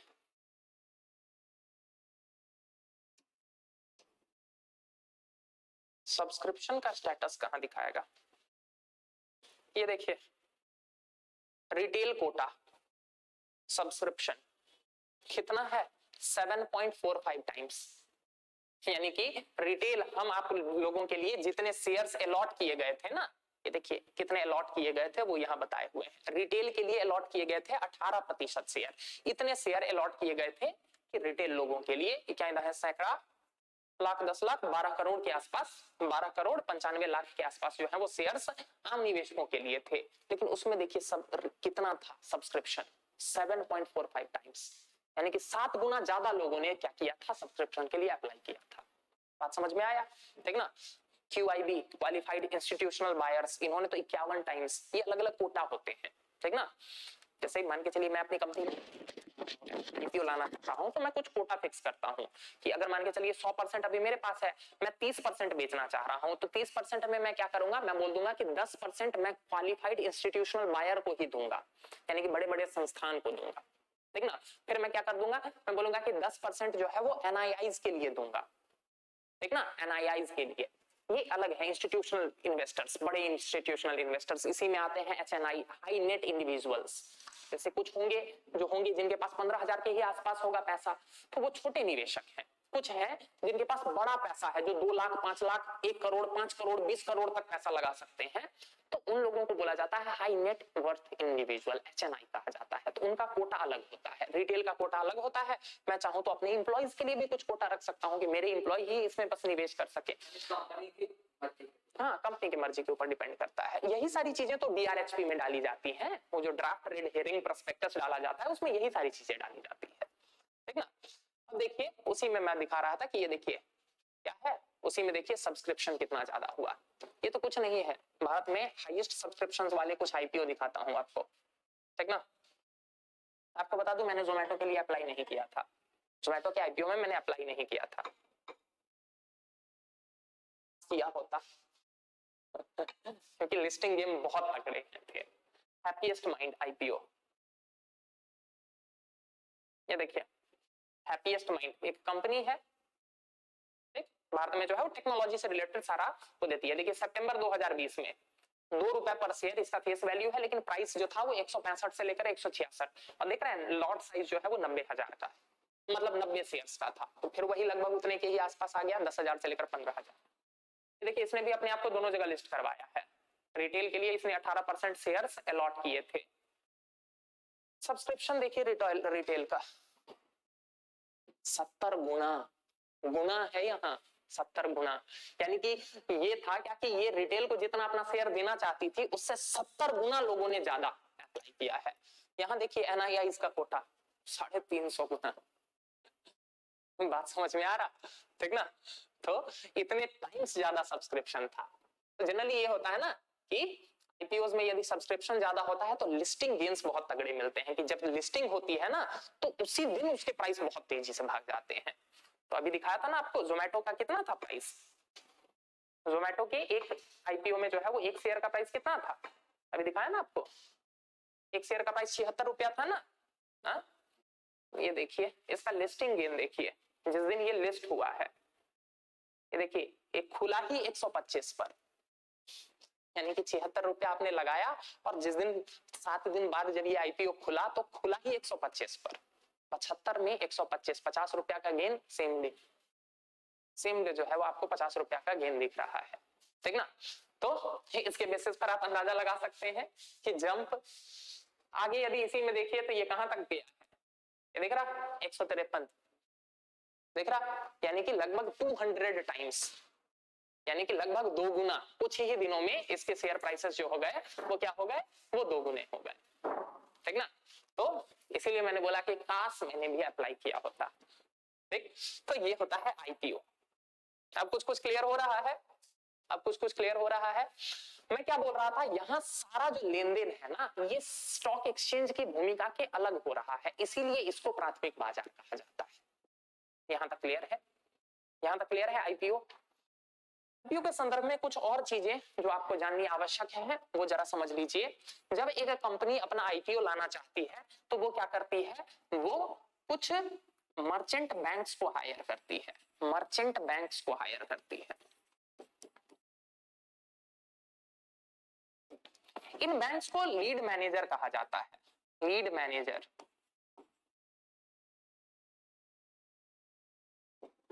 इट्स जस्ट लाइक कि आपके घर में शादी होने वाला है तो आपने क्या किया, किसी को पूरा टेंडर दे दिया कि तुम संभालो, तो उसी तरह से होता है। क्यों? क्योंकि बहुत सारे जो है वो तिकड़म होते हैं, सब कुछ डिसाइड करना होता है, एक्चुअल मार्केट में जाके रिव्यू करना होता है कि इस कंपनी के प्रोडक्ट की मार्केट में क्या डिमांड है, कितने रुपए पर हम अपना आईपीओ लाएं कि ज्यादा से ज्यादा लोग सब्सक्राइब करेंगे, कहीं इतना ज्यादा प्राइस ना हो जाए कि आम लोग निवेश ही ना करें, और कहीं इतना भी कम ना हो जाए कि हमें प्रॉफिट भी ना हो। सिंपल सी बात है, मैंने उस कंपनी को खड़ा किया है, एकदम जीरो से यहां तक पहुंचाया है, तो मैं चाह रहा हूँ ना कि मेरी कंपनी के प्राइसेस ज्यादा से ज्यादा हो, ताकि मेरी कंपनी बड़ी मानी जाए ना, ठीक ना। तो वो क्या प्राइस होगा, इन सब के लिए क्या किया जाता है, मर्चेंट बैंक्स को हायर किया जाता है। ये सब देखते हैं कि तुम कितना फेस वैल्यू रखो, तुम कितने शेयर्स को जो है वो मार्केट में लाओ, तुम क्या करो, क्या प्रीमियम उसके ऊपर रखो, इन सब चीजों का निर्धारण क्या किया जाता है, इन्हीं के द्वारा किया जाता है। यहां तक बात समझ में आ गई? यहां तक क्लियर है ना? इसके बाद क्या होता है, ये सब कुछ जब प्राइस फिक्स हो जाता है, फिर क्या होता है, उस कंपनी का आईपीओ आता है। हम और आप जैसे लोग या जो हाई नेटवर्थ इंडिविजुअल हैं वो सब क्या करते हैं, इसमें निवेश करते हैं, और फिर क्या होता है, उस कंपनी के खाते में पैसा चला जाता है और उस कंपनी के शेयर आपके डीमैट खाते में चले जाते हैं। यहां तक क्लियर है? यहां तक क्लियर है ना? तो ये है पूरा आईपीओ का सेटअप। इसके बाद जो अगला टर्म था, दूसरा जो प्राथमिक बाजार का उपकरण था, वो क्या था, वो था एफपीओ। एफपीओ क्या होता है, एफपीओ होता है follow on public offer. Follow on public offer.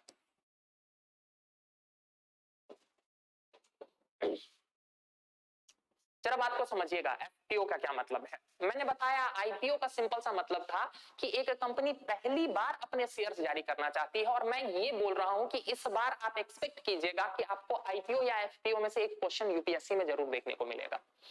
बस एफपीओ समझ लीजिए, फिर मैं वो कारण दिखाऊंगा आपको कि मैं ऐसा क्यों बोल रहा हूं, ठीक ना। एफपीओ, अब जरा मान के चलिए क्या हुआ कि मैंने वही कंपनी अपनी खड़ी की, आज उस कंपनी का वैल्यू जो है वो 5 करोड़ हो गया है। स्टार्टिंग में मैंने क्या किया, इस कंपनी के 20% शेयर जो है वो मैंने ओपन मार्केट में बेच दिए। लेकिन हो सकता है क्या कि 1 साल बाद, 2 साल बाद मुझे और ज्यादा पैसों की जरूरत हो, मुझे मान के चलिए और 2 प्लांट लगाना हो और ज्यादा एक्सपेंड करना हो। मैं क्या चाह रहा हूं कि मैं अपनी कंपनी के 10% शेयर और बेच दूं। इसके लिए जो मेरे पास तरीका है वो क्या है, वो है फॉलो ऑन पब्लिक ऑफर, यानी कि मैं फिर से पब्लिक ऑफर लाना चाह रहा हूं। अब इस बार वो आईपीओ नहीं कहलाएगा, क्यों? क्योंकि आईपीओ का मतलब ही होता है इनिशियल पब्लिक ऑफर, यानी कि पहली बार जो तुमने अपने शेयर्स बेचे थे तो वो आईपीओ था। लेकिन अगर दोबारा तुम अपने शेयर्स बेचना चाह रहे हो, then that will be considered as what, तो उसको हम क्या कहेंगे, उसको हम कहेंगे फॉलो ऑन पब्लिक ऑफर। दोनों में अंतर क्लियर हुआ? पहली बार बेच रहा हूं तो आईपीओ, दोबारा अगर मैं फिर अपनी कंपनी के शेयर कुछ बेचना चाह रहा हूं तो इसको कहेंगे एफपीओ। अब जरा सोच के देखिए क्या होता है, आईपीओ में मान के चलिए मेरे शेयर्स जो है वो तो चले गए मार्केट में। अब क्या हो रहा है, उन शेयर्स की आपस में लोगों में खरीद बिक्री होनी शुरू हो गई। जिन लोगों को आईपीओ में मिला था, जिन लोगों को नहीं मिला, वो लोग उनको बिड कर रहे हैं क्या कि यार तुम वो तो 75 में मिला है, हमें 80 में दे दो। मतलब ये मैनुअली होता है, बात थोड़ी हो रही होती है, मैं अपना बिड डालता हूं, अगर उसका मन करेगा तो वो 80 में दे देगा मुझे। बात समझ में आ रहा? तो ये सारी चीजें स्टॉक एक्सचेंज पर हो रही है, लेकिन ये सारा खरीद बिक्री जो है वो कितने में हो रहा है, मात्र उस 20% शेयर में ही तो हो रहा है जो कंपनी ने आईपीओ के थ्रू बेचा था। बाकी 80% शेयर तो अभी भी उसी के पास है। बात समझ में आ रहा? उन शेयर्स में कोई खरीद बिक्री नहीं हो रही है, लेकिन एफपीओ के माध्यम से नए शेयर मार्केट में लाए जा रहे हैं, 10% और शेयर मार्केट में डाल दिए गए। इसीलिए इसको भी प्राथमिक बाजार का उपकरण कहा जाता है। क्यों? क्योंकि इसमें भी स्टॉक एक्सचेंज की कोई भूमिका नहीं है, वो कंपनी अपने नए शेयर जारी करना चाह रही है, ठीक ना। तो इसीलिए इसको एफपीओ या फॉलो ऑन पब्लिक ऑफर कहते हैं। क्लियर हुआ यहां तक? तो फॉलो ऑन पब्लिक ऑफर में लिख लीजिए क्या कि जब कंपनी आईपीओ के उपरांत कुछ और शेयर बाजार में बेचना, तो इसे क्या कहेंगे, इसे कहेंगे एफपीओ। यहां तक क्लियर है? एफपीओ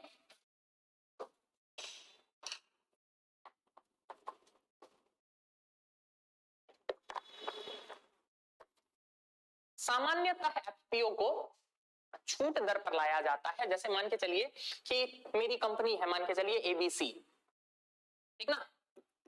एबीसी मेरी कंपनी है, मान के चलिए मैंने आईपीओ में अपने एक कंपनी के शेयर्स जो है वो 50 रुपए प्रति शेयर के हिसाब से निकाले थे और आज वो शेयर्स जो है वो 100 रुपए मार्केट में वो चल रहे हैं। 100 रुपए मार्केट में चल सकते हैं, क्यों? क्योंकि मार्केट में चले जाने के बाद तो फिर तो खरीद बिक्री पर आधारित है ना, कि मान के चलिए यदि लोगों को लग रहा है कि मेरी कंपनी का ग्रोथ प्रोस्पेक्ट बहुत अच्छा है तो वो प्रीमियम भी पे करने के लिए तैयार होते हैं, ठीक ना, ज्यादा प्राइस पर भी खरीदने के लिए तैयार रहते हैं। क्यों? क्योंकि फ्यूचर में ग्रोथ प्रोस्पेक्ट बहुत ज्यादा है, ठीक ना।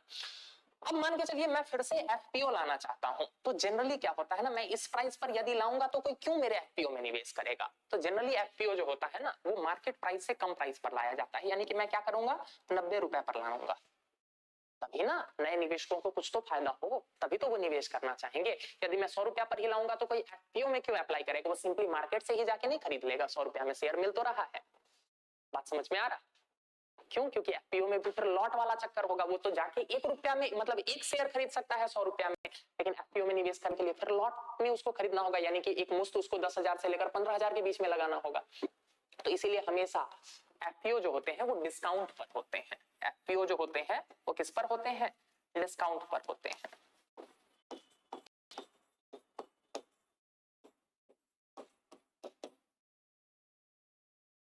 ठीक ना। और जनरली ये भी देखा जाता है कि ये जो प्राइस होता है ना, उस जिस प्राइस पर एफपीओ आया होता है ना, उस शेयर के प्राइस भी जो है ना वो कुछ समय में घटकर उसी के आसपास पहुंच जाते हैं। क्यों? अब जरा सोच के देखिए ना, अगर मार्केट में इसका प्राइस 100 रुपए में चल रहा है लेकिन कंपनी बोल रही है क्या कि हम 90 रुपए में और नए शेयर देंगे, तो एक बात बताइए मैं क्या चाहूंगा, मैं तो यही चाहूंगा ना कि 100 रुपया में जो आज मिल रहा है 100 रुपया में इसको बेच दूं और कल जो है जाके फिर से 90 रुपया में मैं खरीद लूं। बात समझ में आ रहा? तो जब मुझे सस्ता मिल रहा है तो मैं महंगा शेयर क्यों खरीद के बैठा रहूंगा। जनरली ये देखने को मिलता है कि जैसे ही एक कंपनी का एफपीओ आता है ना तो उस कंपनी के शेयर प्राइस भी जो है वो लुढ़क कर, शेयर की कीमतें लुढ़क कर एफपीओ की कीमत के बराबर आ जाती है। शेयर कीमतें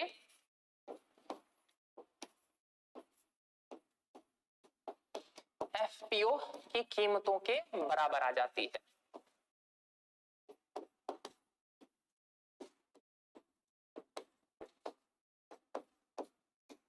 बराबर आ जाती है। यहां तक बात समझ में आ रहा? ठीक ना। तो इसी समस्या को दूर करने के लिए एक और उपकरण का प्रयोग होता है प्राइमरी मार्केट में, जिसको कहा जाता है rights issue. Rights issue, rights issue क्या होता है? राइट्स इशू भी प्राइमरी मार्केट का ही एक उपकरण है, लेकिन यहां पर राइट्स का मतलब क्या है, अधिकार। यानी कि इसके माध्यम से जो कंपनी नए शेयर जारी करती है ना, वो शेयर केवल उसी को मिलेंगे जिसके पास पहले से उस कंपनी के शेयर हो। बात समझ में आ रहा है? यानी कि यहां पर शेयर, नए शेयर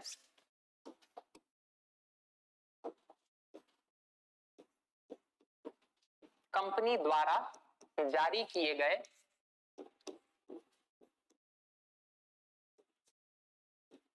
नए शेयर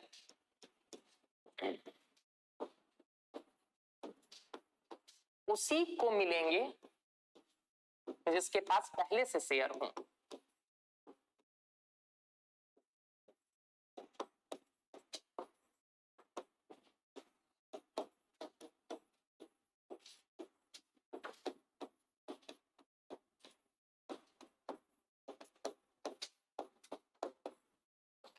जरा बात को समझिएगा, मैंने 20% अपने शेयर पहले आईपीओ में बेच रखे हैं, मुझे 10% और शेयर बेचने हैं, मैं और चाहता हूं 10% और शेयर बेच के और कुछ पैसा जुटाना चाहता हूं। लेकिन मैंने क्या किया, मैंने एफपीओ किया ना, तो मैंने क्या देखा कि मेरी कंपनी के शेयर्स के प्राइस भी लुढ़क गए।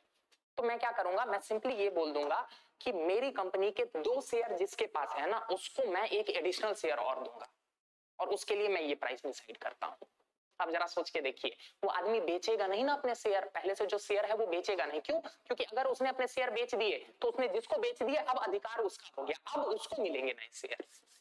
बात समझ में आया? तो राइट्स इशू के माध्यम से क्या किया जाता है कि वो जो शेयर के मार्केट प्राइस में जो गिरावट आ रही थी ना, वो जो लुढ़क रहा था, वो लुढ़कने को रोका जाता है। बात को समझ में आया? बात यहां तक समझ में आई? फिर से समझिए, देखिए राइट्स इशू का क्या मतलब है। मैंने अपनी कंपनी के आईपीओ के माध्यम से 20% शेयर पहले ही बेच दिए थे। मैंने बताया क्या कि मेरी कंपनी के शेयर का आज प्राइस है 100 रुपया, लेकिन अगर मैं एफपीओ 90 रुपया में ला रहा था तो मैंने क्या देखा कि मेरी कंपनी का market value, market share price जो है वो भी लुढ़क के 90 के आसपास आ गया। क्यों? क्योंकि जिन सबके पास 100 रुपया वाला शेयर था उन सबने क्या किया, 100 रुपया पर बेचना स्टार्ट किया। तब सिंपल सी बात है, बेचने वाले ज्यादा हैं, खरीदने वाले कम हैं, तो उसका प्राइस लुढ़क के अपने आप 90 के ही आसपास आ गया। ठीक ना? तो इस समस्या को दूर करने के लिए मैंने क्या किया, मैंने ये अनाउंस किया कि एज अ कंपनी मैंने क्या अनाउंस किया, मैंने ये अनाउंस किया कि मेरी कंपनी के 2 शेयर जिसके पास होंगे ना, उनको मैं एक एडिशनल शेयर दूंगा और 90 रुपए में दूंगा। अब सिंपल सी बात है, कोई अपने शेयर बेचेगा नहीं। क्यों? क्योंकि अगर वो शेयर बेच देगा तो जिसके पास नए शेयर चले गए ना, अब उसको ये अधिकार हो जाएगा ना कि 2 कंपनी के शेयर है तुम्हारे पास, तो तुम एक एडिशनल शेयर ले सकते हो। Getting my point? उस समस्या को दूर करने के लिए क्या किया जाता है, राइट्स इशू किया जाता है। ये तीनों प्राथमिक बाजार के उपकरण है। क्यों? क्योंकि इन तीनों उपकरण के माध्यम से कंपनी नए शेयर्स जारी कर रही है, इसीलिए इनको क्या कहा जाता है, इनको प्राइमरी मार्केट इंस्ट्रूमेंट कहा जाता है। आपसे यूपीएससी में सिंपली यही पूछा जा सकता है कि इनमें से कौन से प्राथमिक बाजार के उपकरण है, तो आपको पता होना चाहिए कौन कौन सा, IPO, FPO and rights issue. यहां तक बात समझ में आ गई? अब जरा समझ के देखिए कि क्यों मैं तब से बोल रहा हूं कि these are very much important. ठीक है, जरा अब उस कहानी को समझिए कि आखिर क्या हुआ।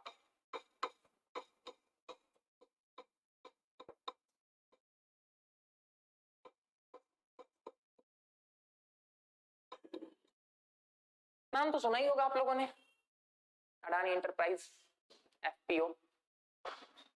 अडानी जी का नाम तो सुना ही होगा, गौतम अडानी। अब ये फिर देखिए, एफपीओ लाया गया। अडानी एंटरप्राइज एक कंपनी है, ठीक ना, अडानी एंटरप्राइज एक कंपनी है, ठीक ना। ये देखिए अडानी एंटरप्राइज जो शेयर मार्केट में पहले से लिस्टेड है, ठीक ना। ये कब से लिस्टेड है, ये देखिए, अगर हम इसको देखना चाहें कब से लिस्टेड है, तो ये देखिए लगभग 2006 के आसपास से, देख रहा, 15 अप्रैल 2005 को ये लिस्ट हुआ था। उस टाइम इस कंपनी के एक शेयर का प्राइस था 10 रुपया, 10 रुपया 93 पैसा, ठीक है। आज इस कंपनी के एक शेयर का प्राइस, जब हम 2000 इसके टॉप को देखें तो 23 दिसंबर के आसपास इस कंपनी के एक शेयर का प्राइस, 23 दिसंबर नहीं, यहां देखिए 9 दिसंबर को इस कंपनी के एक शेयर का प्राइस था 3996, 10 रुपए से 4000 एक कंपनी के शेयर का प्राइस का, कोई नहीं। तो इसका मतलब क्या है, इस कंपनी का आईपीओ जो है वो लगभग 2005 के आसपास आया है, यानी कि 2005 में इस कंपनी ने क्या किए, अपने शेयर्स बेचे। कितने शेयर्स बेचे थे वो अगर हम देखना चाहें तो ये देखिए, प्रमोटर होल्डिंग 74.92, यानी कि लगभग जो है 25% के आसपास इसने अपने शेयर बेच दिए थे आईपीओ के माध्यम से। पहली बार बेचा तो इसीलिए उसको हम क्या कह रहे हैं, उसको हम बोल रहे हैं आईपीओ। तक बात क्लियर है?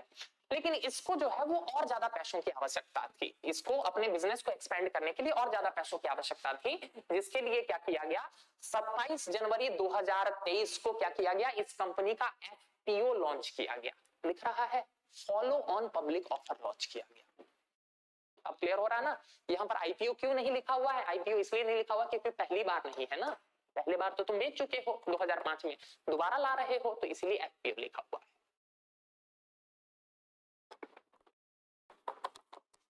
यहां तक कहानी समझ में आई? अब जरा देखिए 27 तारीख को इस कंपनी का क्या होता है, एफपीओ लॉन्च होता है, जिसमें देखिए इसने प्राइस जो है वो कम करके प्रस्तुत किए हैं। इसने प्राइस रखे हैं, ये देखिए 3112 से लेकर 3276 पर शेयर। अभी हमने देखा लगभग प्राइस जो है उसका 3900 के आसपास था, लेकिन इसने क्या किया, अपने प्राइसेस थोड़े से कम कर जारी किए, ठीक ना, तभी तो कोई खरीदेगा ना। ये देख रहे हैं लॉट साइज, ये देखिए मैंने बताया था ना कि लॉट में खरीदा जाता है, एक नहीं। तो 3000 को 4 से गुना कीजिए, लगभग वही 12000 वाला रेंज, 10,000 से लेकर 15,000 वाला रेंज। यहां तक बात समझ में आ रही? ये देखिए इसने रिटेल को, जो ये नए आईपीओ मतलब एफपीओ लाया था, उसमें से 50% इसने रिटेल को ऑफर किया था। और इनफैक्ट आपको बताऊं, सब्सक्रिप्शन भी जो है वो बम्पर हुआ था, सब्सक्रिप्शन भी जो है वो बम्पर हुआ था। सब्सक्रिप्शन का डेटा नहीं दिखा रहा, ऑफर्ड सब्सक्रिप्शन नहीं दिखा रहा है, कोई नहीं, नहीं है, यहां दिखा तो रहा है। ये देखिए रिटेल में सब्सक्रिप्शन 0.12, क्यूआईबी में 1.26, 3.2, टोटल सब्सक्रिप्शन जो है वो देखिए 1.12, यानी कि जितना ये शेयर बेचना चाह रही थी उससे ज्यादा लोगों ने बिड किया है। टोटल सब्सक्रिप्शन 1.12 का क्या मतलब है कि जितना लोग को ये बेचना, जितना ये बेचना चाह रही थी उससे ज्यादा लोगों ने खरीदने के लिए बिड किया है, ठीक ना। यहां तक बात समझ में आ रही? सब कुछ ठीक चल रहा था, ठीक ना। देखिए इस पूरे टाइम पीरियड में थोड़ा सा टाइम लगता है, 27 से लेकर 3 दिन, यानी कि 3 दिन तक रहता है कि आप अप्लाई करने का टाइम दिया जाता है। फिर इस पूरे प्रोसेस में लगभग 7 से 8 दिन लगते हैं और तब जो है वो क्या होता है, वो आपके अकाउंट में पैसा जाता है, मतलब आपके अकाउंट में, आपके डीमैट अकाउंट में जो है वो नए शेयर्स आते हैं। लेकिन इसी पूरी कहानी के बीच में क्या हो गया, इसी पूरी कहानी के बीच में आ गया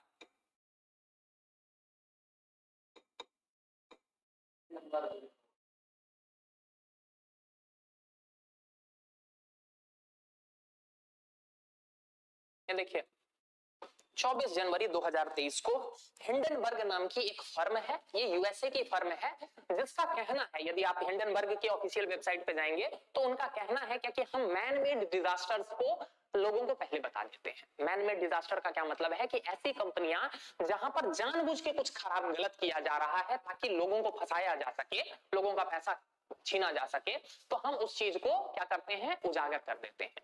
ये इनका थीम है, ये इनका काम है। बात समझ में आया?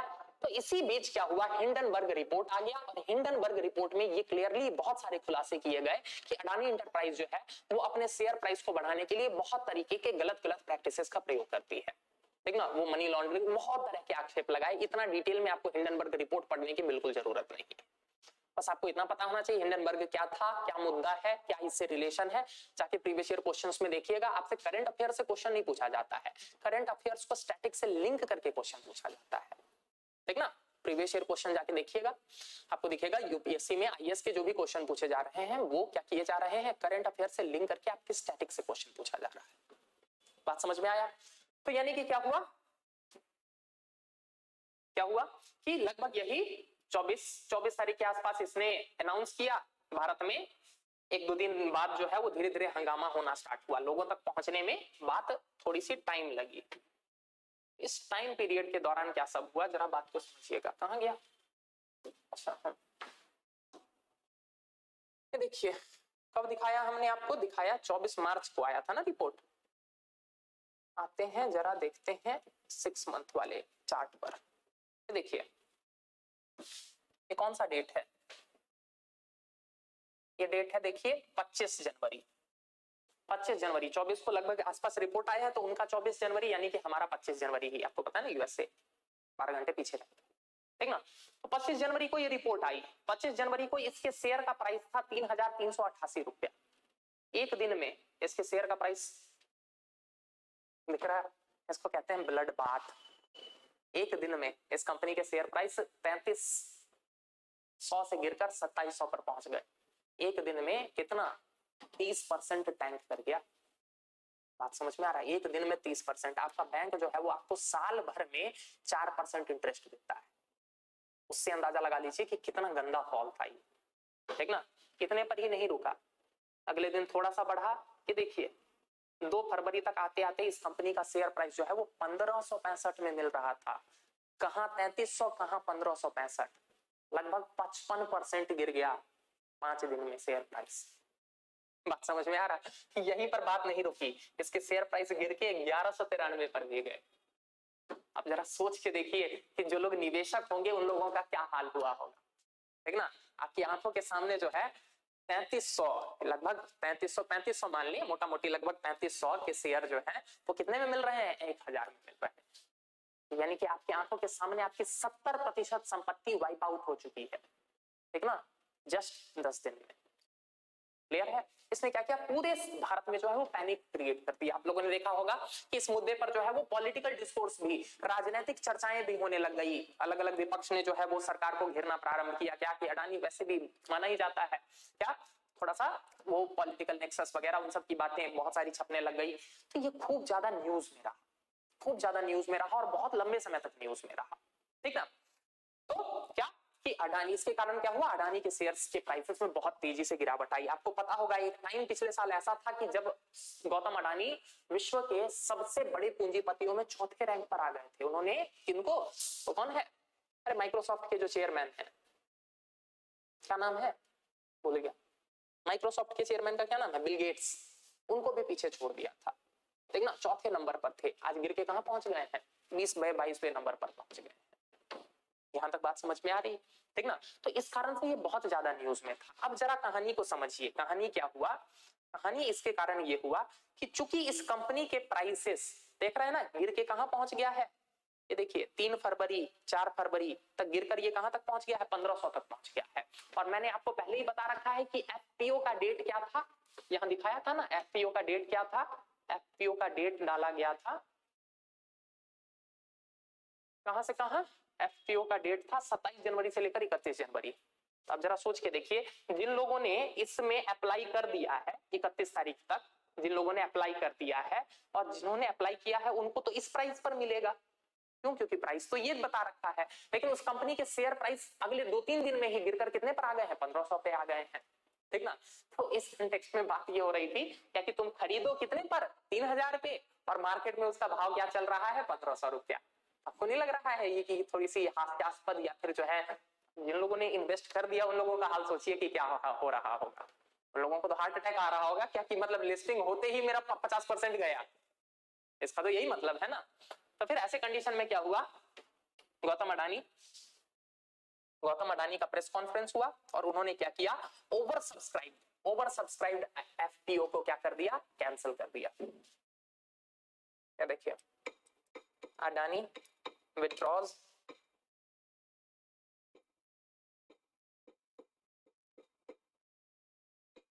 FPO। ये देखिए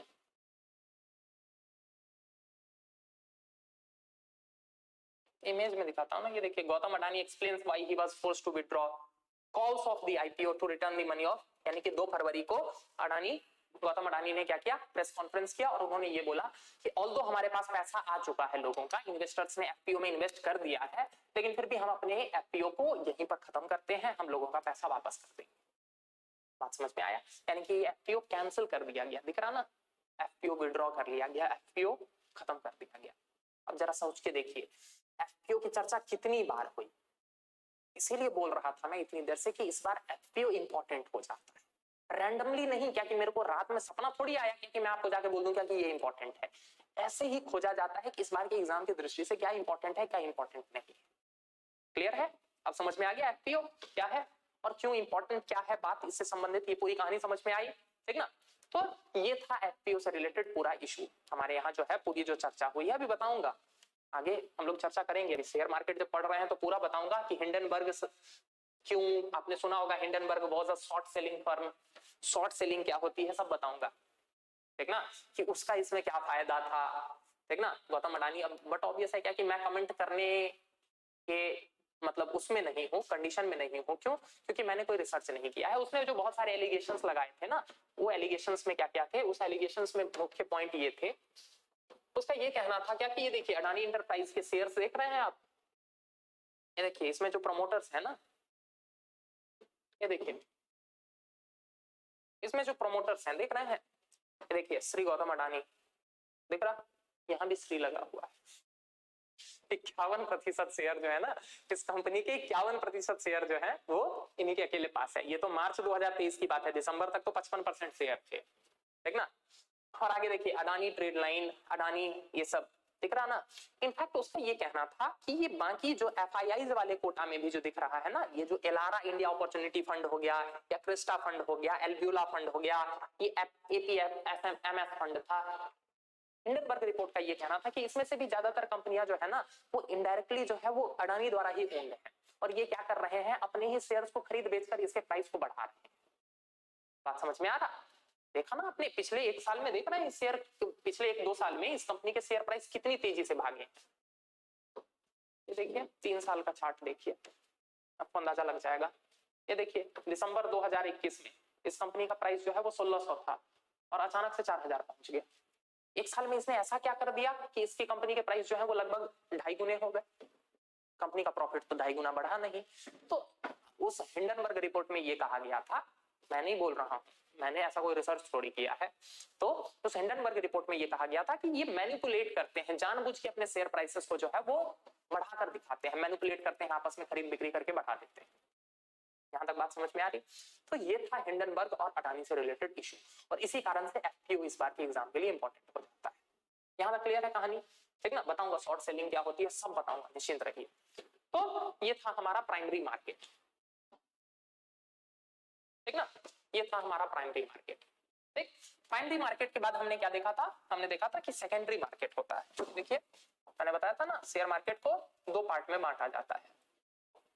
शेयर बाजार को दो पार्ट में बांटा जाता है, प्राथमिक बाजार और द्वितीयक बाजार। प्राथमिक बाजार के हमने तीन उपकरण देखे थे। प्राथमिक बाजार के तीन उपकरण कौन कौन से थे? आईपीओ, एफपीओ और राइट्स इशू, ये तीनों देख लिए हमने। अब हम जरा आते हैं सेकेंडरी मार्केट की तरफ, द्वितीयक बाजार की तरफ।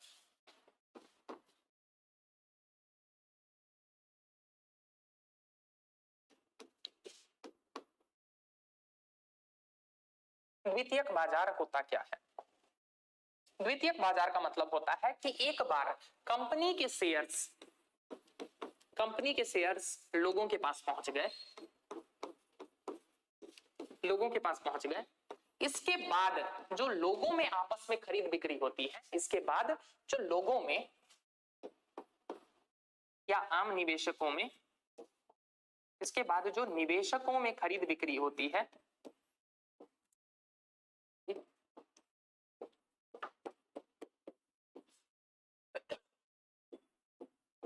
निवेशकों में जो खरीद बिक्री होती है,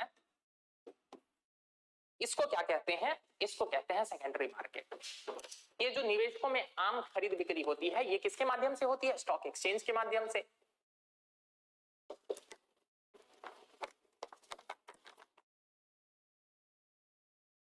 ये जो खरीद बिक्री होती है, ये कैसे होती है? स्टॉक एक्सचेंज के माध्यम से। तो इसीलिए इसको द्वितीयक बाजार कहते हैं, ठीक ना। जैसे मान के चलिए यदि मुझे अडानी एंटरप्राइज के अभी एक शेयर खरीदने हैं, मुझे कितना प्राइस देना होगा? देखिए अभी का प्राइस 10:10 1892 रुपया, ठीक ना, 1892 रुपया आज इसका एक प्राइस है, एक शेयर का अभी प्राइस चल रहा है, ठीक ना। तो ये जो खरीद बिक्री होगी, मान के चलिए मैं खरीदना चाह रहा हूं, तो बट ऑब्वियस है कि कोई बेचना चाह रहा होगा, ठीक ना। दोनों अपना अपना बिड डालते हैं। मैं खरीदना चाह रहा हूँ मान के चलिए 1850 पे, वो बेचना चाह रहा है 1900 पर बेचना चाह रहा है, ठीक ना। हम दोनों वेट करेंगे, मान के चलिए मैं थोड़ा सा अपना प्राइस बढ़ाऊं, वो थोड़ा सा अपना प्राइस कम करे, दोनों का प्राइस जब मैच हो जाएगा तो उसके डीमैट खाते से वो शेयर निकल के मेरे डीमैट खाते में आ जाएगा। इस तरह से जो शेयर्स की खरीद बिक्री होती है स्टॉक एक्सचेंज के माध्यम से, उसको क्या कहते हैं? उसी को कहते हैं द्वितीयक बाजार। यहां तक कहानी क्लियर हुई, ठीक ना। तो ये होता है द्वितीयक बाजार। अब जरा देख लेते हैं शेयर मार्केट से संबंधित तो कुछ महत्वपूर्ण टर्मिनोलॉजीज, शेयर मार्केट से संबंधित कुछ महत्वपूर्ण शब्दावली।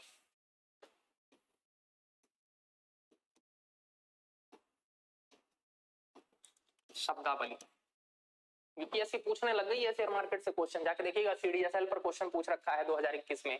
उससे पहले भी जो है शेयर मार्केट से रिलेटेड टर्मिनोलॉजीज के ऊपर क्वेश्चंस पूछा जाता रहा है, ठीक ना। तो शेयर मार्केट से संबंधित शब्दावलियों की बात कर रहे हैं। इसमें से सबसे पहला टर्म जो प्रमुख है वो क्या है? वो है बाजारी पूंजीकरण।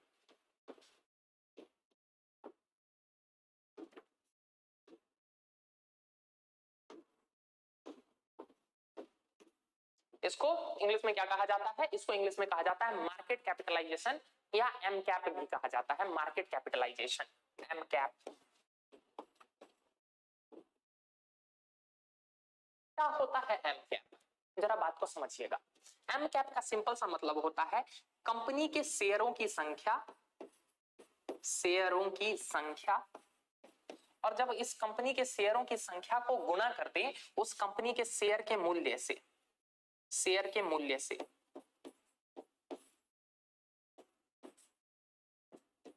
तो हमें क्या मिल जाता है?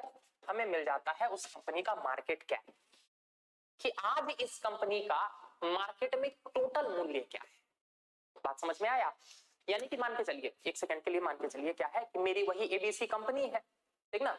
एबीसी मान के चलिए मेरी कंपनी है, मैंने अपनी कंपनी के 20% शेयर जो है वो आम लोगों को बेच रखे हैं, ठीक ना। 20% शेयर मान के चलिए मैंने अपनी कंपनी के 100 टुकड़े किए, 100 टुकड़े किए, और एक एक शेयर जो है वो 1-1 रुपए का था, ठीक ना। लेकिन आज उस कंपनी का मतलब उस एक एक शेयर का प्राइस बढ़कर कितना कितना हो गया है? मान के चलिए 100 रुपया हो गया है।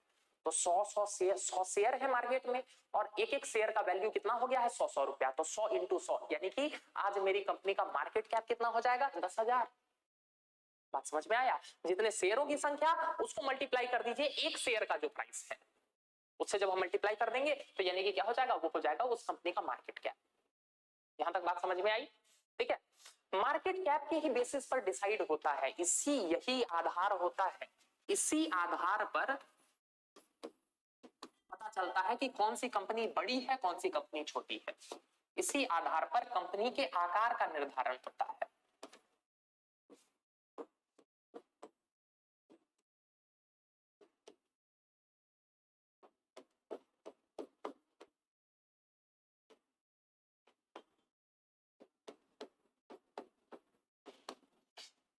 जैसे कि जब हम बोलते हैं ना कि विश्व की सबसे बड़ी कंपनी कौन सी है, विश्व की सबसे बड़ी कंपनी है एप्पल, तो हम किस बेसिस पर बोलते हैं एप्पल सबसे बड़ी कंपनी है? क्या एप्पल के पास सबसे ज्यादा एम्प्लॉई है? नहीं। क्या एप्पल के पास सबसे ज्यादा फैक्ट्री है? नहीं। एप्पल सबसे बड़ी कंपनी इसलिए है क्योंकि उसका मार्केट कैप सबसे ज्यादा है। बात समझ में आया? यानी कि उसके जितने शेयर्स हैं और उन शेयर्स को अगर उसके मार्केट कैप से मल्टीप्लाई कर दें, मतलब एक एक शेयर के प्राइस से मल्टीप्लाई कर दें, तो जो हमें टोटल प्राइस मिलता है वो उसके आधार पर वो सबसे बड़ी कंपनी है। जैसे कि जब हम बोलते हैं कि भारत की सबसे बड़ी कंपनी कौन सी है, तो अभी अडानी भाई की बात कर रहे थे तो अंबानी भाई को कैसे भूल जाए, ठीक ना? तो हम बोलते हैं ना रिलायंस इंडस्ट्रीज भारत की सबसे बड़ी कंपनी है, तो हम किस बेसिस पर बोलते हैं? हम बात करते हैं मार्केट कैप के बेसिस पर, ठीक ना? ये देखिए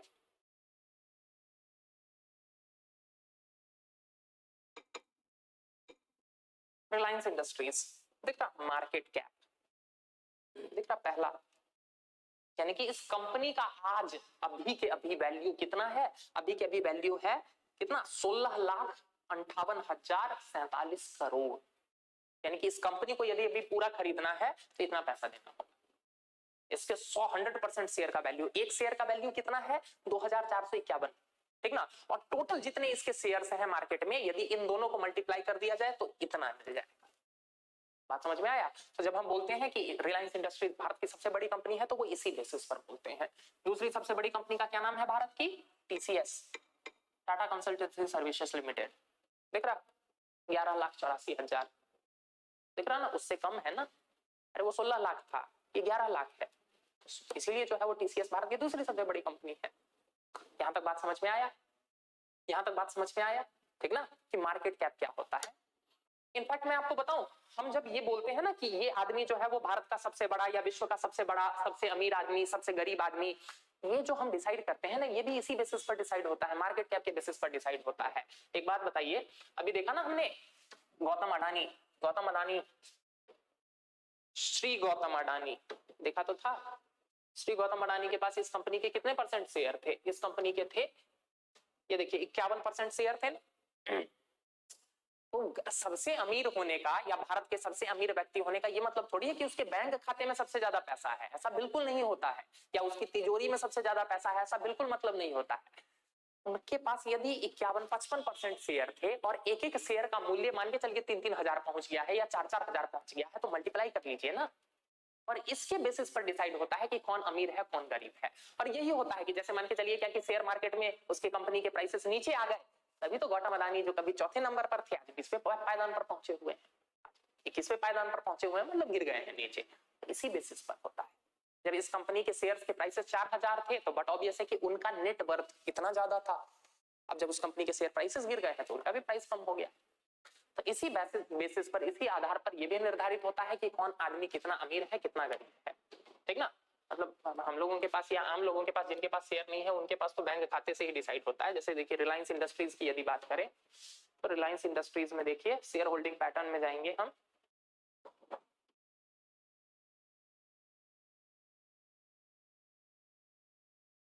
देखिए श्री चक्रा कमर्शियल लिमिटेड, ये भी उन्हीं का होगा। कई बार जो है ना ये लोग उस टाइप का फर्म बना देते हैं और उसके नाम पर क्या बोलते हैं लिस्ट कर देते हैं, Reliance industries holding private limited, petroleum trust, ठीक ना? तो डायरेक्ट नहीं नाम लिख रखा है, ये देखिए यहाँ पर है मुकेश डी अंबानी, अपने नाम से डायरेक्ट इन्होंने खाली 0.12% शेयर ले रखे हैं। नीता अंबानी, ईशा अंबानी, आकाश अंबानी, अनंत अंबानी, ठीक ना?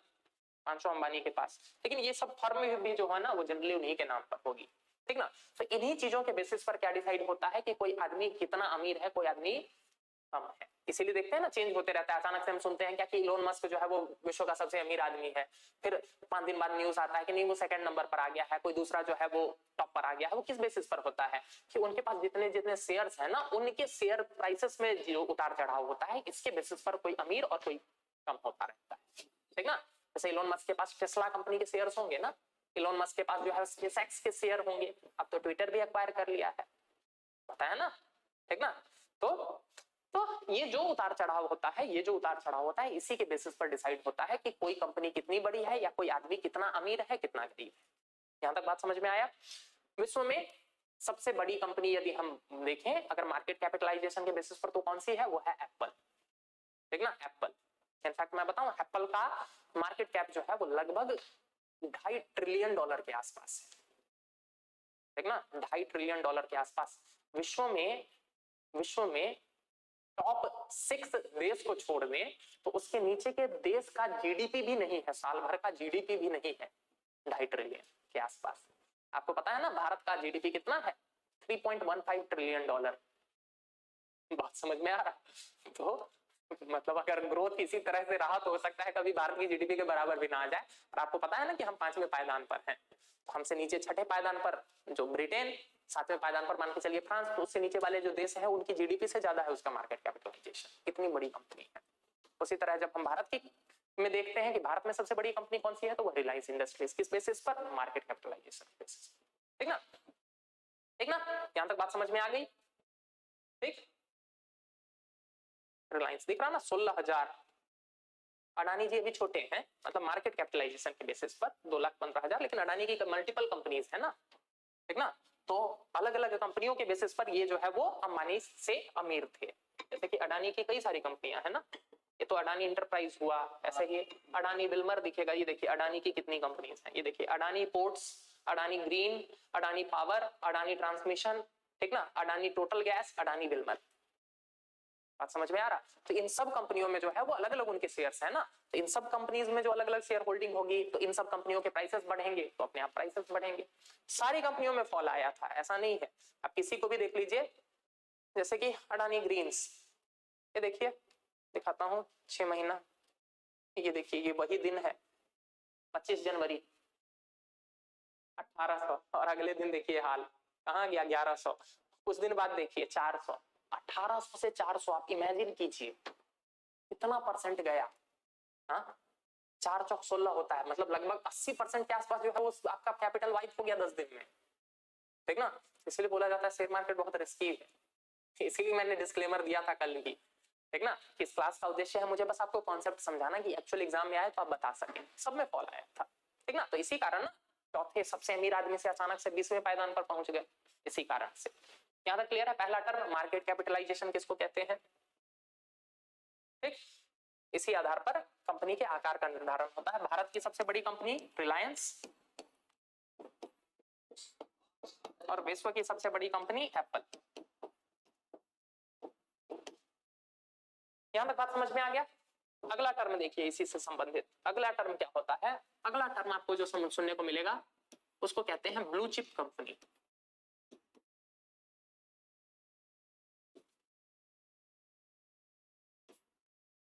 What is this blue chip company. आपको ऑप्शन में यूपीएससी एग्जाम में पूछेगा कि शब्द ब्लू चिप कंपनी किससे संबंधित है।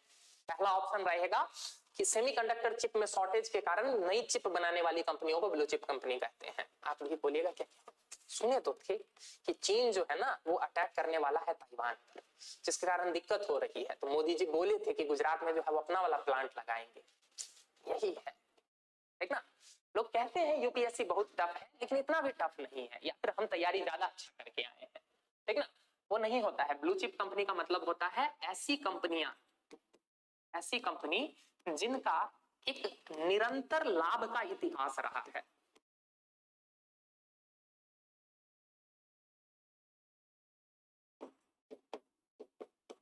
निरंतर लाभ का इतिहास रहा है, जिनमें ग्रोथ या जिनमें समृद्धि लगातार होती रही है, निरंतर समृद्धि होती रही है, तो बहुत ही मजबूत स्थिति में है, मजबूत कंपनियां। ऐसी कंपनियों को कहा जाता है ब्लू चिप कंपनियां। ठीक ना, शेयर मार्केट में ये टर्म आपको देखने को मिलेगा blue chip company. Blue chip company का मतलब ही होता है कि ये ऐसी कंपनियां हैं जिनका ग्रोथ का निरंतर अच्छा इतिहास रहा है, जो लंबे समय से लगातार ग्रोथ करते आए हैं। बहुत लंबे समय से क्या रहा है, उसमें कोई कॉर्पोरेट गवर्नेंस जैसा इशू नहीं रहा है कि पता चले क्या कि मालिक ही चोर निकला, इस टाइप का नहीं रहा है। ठीक ना, जैसे एक टाइम यस बैंक, आपने सुना होगा ना, यस बैंक नाम तो सुना ही होगा यस बैंक का। यस बैंक एक टाइम में निफ्टी 50 की कंपनी थी। आपको जानकर आश्चर्य होगा 2019 से पहले निफ्टी 50 की कंपनी हुआ करती थी, यानी कि भारत के टॉप 50 कंपनियों में वो आती थी। लेकिन फिर क्या पता चला कि उसका जो ओनर था राणा कपूर, चोर निकला। ठीक ना, फिर जो कंपनी के शेयर प्राइसेस 400 रुपए पर थे वो अचानक से गिरकर आ गए 11 रुपए पर शेयर पर। बात समझ में आया? ठीक ना, ऐसे ऐसे भी खेल होते हैं शेयर मार्केट। ठीक ना, तो ऐसी कंपनियों को कहा जाता है जिनका ग्रोथ का निरंतर इतिहास रहा हो, जो अच्छी कंपनियों हो, जो समृद्धि लगातार दर्ज करती हैं, जो मजबूत कंपनियां हैं, इनको ब्लू चिप कंपनी कहा जाता है। ब्लू चिप कंपनी अब समझ में आया? जनरली सामान्यतः लिख लीजिएगा कि सामान्यतः प्रमुख सूचकांकों में जो कंपनियां होती हैं वो सभी ब्लू चिप कंपनी होती हैं।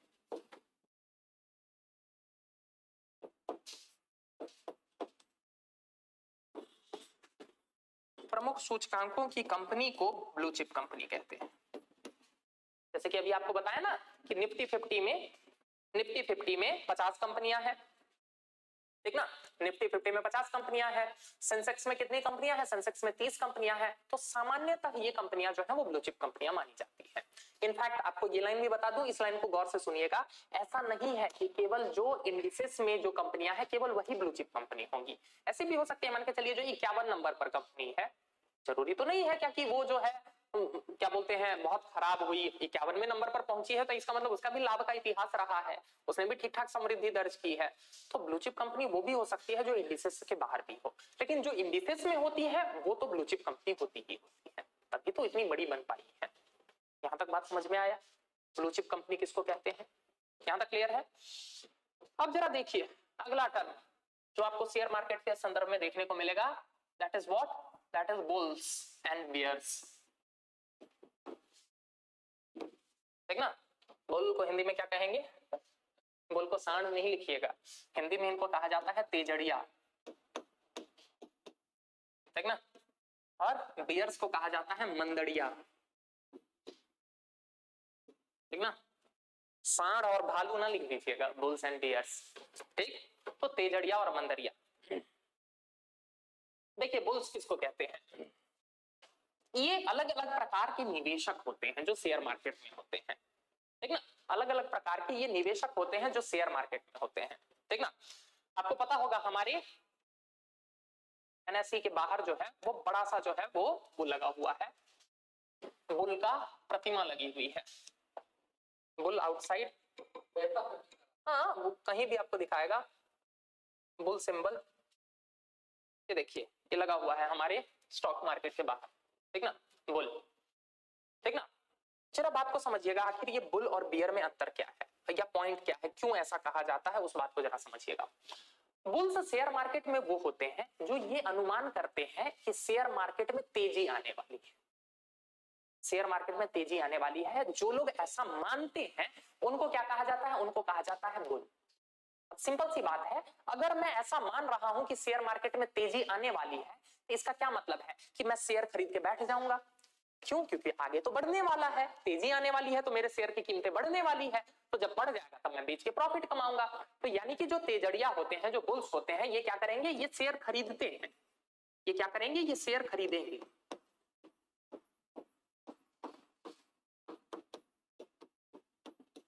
ठीक ना, क्यों? क्योंकि इनका मानना है कि शेयर बाजार में तेजी आने वाली है, तेजी आने वाली है।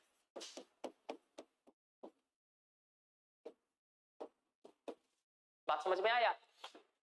इसीलिए नाम भी है, देखिए तेजड़िया, इसलिए नाम से भी समझ में आता है तेजड़िया। ठीक ना, ये तेजी का अनुमान लगाते हैं। ठीक ना, वहीं दूसरी ओर मार्केट में बियर्स होते हैं, मंदड़िया। ये वो लोग होते हैं जिनका अनुमान ये होता है कि मार्केट में बहुत तेजी आ चुकी है, अब मार्केट गिरने वाला है। तो आप जरा सोच के देखिए, अगर मुझे ये लग रहा है कि कल से मार्केट गिरने वाला है तो सबसे पहला काम मैं क्या करूंगा? मैं अपने शेयर बेच लूंगा ना। तो कल से तो गिर जाएगा मार्केट। तो ये वो लोग हैं जो ये अनुमान लगाते हैं कि अब मार्केट में गिरावट आने वाली है, बाजार में गिरावट आने का अनुमान लगाते हैं।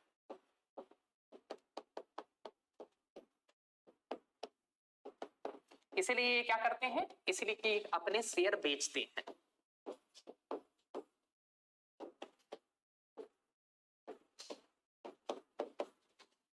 बात समझ में आया? इसलिए इनको क्या कहा जाता है, इनको कहा जाता है मंदड़िया, कि अब मंदी आने वाली है, अब गिरावट आने वाली है, तेजी खत्म हो गई, अब मंदी आने वाली है। ठीक ना? एक ही आदमी तेजड़िया भी हो सकता है एक टाइम फ्रेम में और मंदड़िया भी हो सकता है। हो सकता है कि मुझे अब लग रहा हो क्या कि नहीं, पिछले एक साल से जो है वो मार्केट लगभग फ्लैट रहा है, तो अब मार्केट चढ़ने वाला है, तो मैं क्या हो जाऊंगा, मैं हो जाऊंगा बुल। बात समझ में आया? मैं बुल माना जाऊंगा। और अगर मुझे ये लग रहा है कि नहीं यार, रसिया यूक्रेन वॉर तो खत्म थम नहीं रहा है, अब तो समझ में, अब तो लग रहा है क्या कि अब तो पुतिन जो है वो न्यूक्लियर बॉम्ब डाल देंगे, तो मुझे क्या लग रहा है कि पूरा, सिंपल सी बात है, अगर न्यूक्लियर वॉर छिड़ जाएगा तो पूरा अर्थव्यवस्था चौपट हो जाएगी विश्व की। तो अगर मैं ये अनुमान करूं कि नहीं, अर्थव्यवस्था गिरने वाली है या मार्केट गिरने वाला है, तो मैं क्या हो जाऊंगा, मैं हो जाऊंगा मंदड़िया। यहां तक बात समझ में आ रहा? बुल्स और बियर्स दोनों बात समझ में आ रही? अब आपके दिमाग में आ रहा होगा कि तो सर कुत्ता और बिलाई का है नहीं, आखिर बुल और बियर ही क्यों नाम रखा गया? होगा क्वेश्चन, सर रैंडमली पूछा गया था क्या, सबको जुटाया गया था, बोल दिया नहीं तुम्हारा नाम चूज कर लिया गया है, तुम सेलेक्ट कर लिए गए? ऐसा कुछ नहीं, नहीं कोई पर्ची निकाली गई थी टोपी उपे में डाल के क्या कि 2 पर्ची निकाल ले, ऐसा कुछ नहीं। आपने सांड को देखा होगा, सांड मारता कैसे है? सांड के मारने का तरीका होता है कि वो अपने हॉर्न से आदमी को लेके ऊपर उछालता है। उसके मारने का तरीका ये होता है क्या कि वो सर से ऊपर फेंकता है, तो यानी कि वो हमेशा उछालता है। तो यानी कि बुल्स जो होते हैं वो शेयर को खरीद खरीद कर शेयर मार्केट में उछाल लाते हैं। अब जरा सोच के देखिए, यदि मुझे लग रहा है कि शेयर मार्केट चढ़ने वाला है, तो मैं 1 शेयर खरीदूंगा, 2 शेयर खरीदूंगा, 3 शेयर खरीदूंगा, मैं खरीदता जा रहा हूं, जिसके कारण क्या हो जाएगा, शेयर के प्राइसेस बढ़ते जाएंगे, खरीदने वाले ज्यादा आते जाएंगे। बात समझ में आया? बुल का भी यही काम है। क्या करता है, जब सांड अटैक करता है तो क्या करता है, वो शेयर, वो किसी को उछालता है। तो ऐसे ही बोला जाता है क्या कि जब शेयर मार्केट खूब तेजी से बढ़ रहा होता है ना, तो बोला जाता है कि the bull has attacked the market, यानी कि शेयर मार्केट पर सांड बुल तेजड़ियों का हमला हुआ है, इसी कारण से मार्केट जो है वो बहुत तेजी से ऊपर जा रहा है। यहां तक बात समझ में आई? दूसरी तरफ भालू को देखिएगा, भालू जब भी अटैक करता है ना किसी के ऊपर, तो वो पंजा मारता है ऊपर से नीचे की तरफ, ठीक ना, भालू ऐसे अटैक करता है ना, तो यानी कि वो ड्रैग करता है नीचे की तरफ, उसका जो प्रेशर फ्लो जो जाता है वो नीचे की तरफ जाता है। तो यानी कि जब मार्केट पर बियर्स का हमला होता है तो शेयर मार्केट नीचे जाता है। बात समझ में आया? आप जरा सोच के देखिए, मैंने अपने शेयर्स बेचने प्रारंभ कर दिए, आज शेयर का प्राइस 100 रुपया था, मैं बोला क्या कि 100 रुपया पर ले लो, मैंने बेच दिया, ठीक है, मैं और बेचना चाह रहा हूं, लेकिन अब अगला बोल रहा है नहीं 100 पर नहीं खरीदेंगे, 99 पर, लेकिन मैं बेचने के लिए आतुर हूं, तो मैं अगला 99 पर भी बेच दूंगा, उसके बाद वाला मैं 98 पर बेचूंगा। आप जरा सोच के देखिए इसके कारण क्या हो रहा है, उस शेयर का प्राइस नीचे आता जा रहा है कि नहीं, 100, 99, 98, 97, 96 नीचे जा रहा है कि नहीं? इसी कारण बोला जाता है कि when bears attack the market falls. जब बाजार पर बियर्स का हमला होता है, जब मंदड़ियों का हमला होता है, तो मार्केट नीचे की तरफ जाता है। तो बात समझ में आई? दोनों हो सकते हैं, एक आदमी भी हो सकता है दोनों चीज। कुछ लोग होते हैं जो लाइफ टाइम बुल्स होते हैं, जैसे कि आप लोगों ने देखा होगा मूवी, वो जो वेब सीरीज आई थी स्कैम 1992, देखा था ना, Harshad Mehta the big bull, देखा है ना? तो कुछ लोग ऐसे होते हैं जो आजीवन हमेशा तेजी में ही आस्था रखते हैं, कुछ ऐसे होते हैं जो हमेशा गिरावट में पैसा कमाते हैं। बताऊंगा जब अडानी हिंडनबर्ग वाला जब बताऊंगा ना, शॉर्ट सेलिंग, अभी 2-4 टर्म और देख लीजिए, उसके बाद मैं शॉर्ट सेलिंग बताऊंगा, शॉर्ट सेलिंग बताऊंगा कि लोग गिरते मार्केट में भी पैसा कमाते हैं, कैसे कमाते हैं वो भी बताऊंगा। यहां तक बात समझ में आया? ठीक ना? तो ये होते हैं बुल्स एंड बेयर्स। यहां तक बात क्लियर है?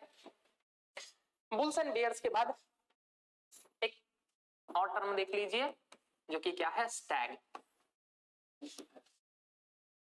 स्टैग का सिंपल सा क्या मतलब होता है, वैसे यदि हिंदी में इसका मतलब देखें तो होता है हिरण, हिरण को कहते हैं स्टैग, ठीक ना? आपने देखा होगा हिरण की क्या प्रवृत्ति होती है, थोड़ा सा चरे, फिर थोड़ा सा इधर उधर देखे कि कहीं से जो है वो कोई अटैक तो नहीं कर रहा है, फिर थोड़ा सा चर लिए, फिर थोड़ा सा मुंडी उठा के इधर उधर देखे कि कहीं से कोई घात तो नहीं लगाए हुए है। यानी कि हिरण जो होते हैं वो चंचल होते हैं। तो यानी कि शेयर बाजार में ऐसे निवेशक जो तुरंत प्रॉफिट कमाकर भाग जाते हैं, उनको कहा जाता है हिरण। बात समझ में आया? जो शॉर्ट टर्म के लिए निवेश करते हैं, बहुत अल्प अवधि के लिए निवेश करते हैं और फिर पैसा लेके भाग जाते हैं या फिर मार्केट से निकल जाते हैं, फिर थोड़ी देर के लिए आए, फिर थोड़ा सा लगाया, कुछ दिन में प्रॉफिट कमाया या लॉस हुआ तो जो किया जल्दी से जल्दी करके फिर से निकल गए। ऐसे जो चंचल प्रवृत्ति के होते हैं ना, they are known as stag. बात समझ में आया? इनको हिरण कहा जाता है। They generally invest in IPO. ये क्या करते हैं? आईपीओ में इन्वेस्ट करते हैं और जिस दिन उस कंपनी की लिस्टिंग होती है ना, लिस्टिंग पर ही प्रॉफिट कमाकर भाग जाते हैं। अगर प्रॉफिट हुआ तो उसी दिन बुक कर लेना है, लॉस हुआ तब भी उसी दिन बुक कर लेना है, भाग जाना है। ठीक ना?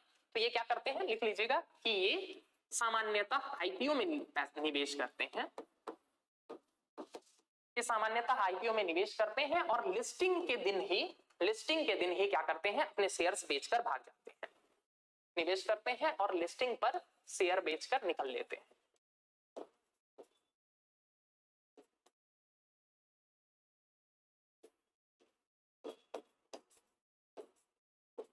निकल लेते हैं। बात समझ में आया? तो ये इनको क्या कहा जाता है? They are stag. ये कौन हो गए? ये हो गए हिरण। यहां तक बात समझ में आ गई? ठीक ना? बुल्स, बियर्स एंड हिरण, स्टैग। ठीक। एक और टर्म इसी के संदर्भ में देखने को मिलता है जिनको कहते हैं पिग्स। पिग्स अच्छा टर्म नहीं माना जाता है शेयर मार्केट, लेकिन चूंकि समझा रहा हूं तो बता दे रहा हूं। देखिए, ऐसा माना जाता है जो बड़े बड़े फर्म है, बड़ी बड़ी जो म्यूचुअल फंड वगैरह हो गए, बड़े बड़े फाइनेंशियल इंस्टीट्यूशन जैसे कि गोल्डमैन सैक्स, जैसे कि आपने सुना होगा वॉरेन बफे का, बर्कशायर हैथवे, इस तरह के जो बड़े बड़े ऑर्गेनाइजेशन है ना, ऐसे बड़े बड़े ऑर्गेनाइजेशन, दे आर इधर बुल और बियर। ये या तो बुल होते हैं या बियर होते हैं। ठीक ना? बहुत सारे ऐसे फर्म होते हैं, जैसे कि अभी सुना होगा आप लोगों ने जॉर्ज सोरोस, सुना है ना, भारत में आके जो गरिया रहा था, है जो मैनिपुलेटर माना जा रहा है, जॉर्ज सोरोस। आप गूगल कीजिएगा या कल मैं डिटेल में दिखा दूंगा। ठीक ना? तो इन सब के फंड्स हैं, ये लोग होते हैं, ये शॉर्टर होते हैं, ये हमेशा मार्केट को गिराने की कोशिश करते हैं। कुछ होते हैं जो चढ़ाने की कोशिश करते हैं। तो ऐसा बोला जाता है कि bulls and bears make money while pigs are slaughtered in the market. यानी कि जो बुल्स होते हैं वो भी पैसा बनाते हैं, जो बियर्स होते हैं वो भी पैसा बनाते हैं।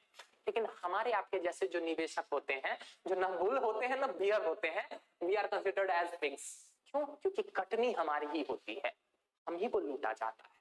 तो that is why we are known as pigs. Share market में क्या कहा जाता है कि पिग्स आर स्लॉटर्ड, सुअरों की कटाई होती है। ठीक ना? बुल और बियर दोनों पैसा बनाते हैं। ठीक ना?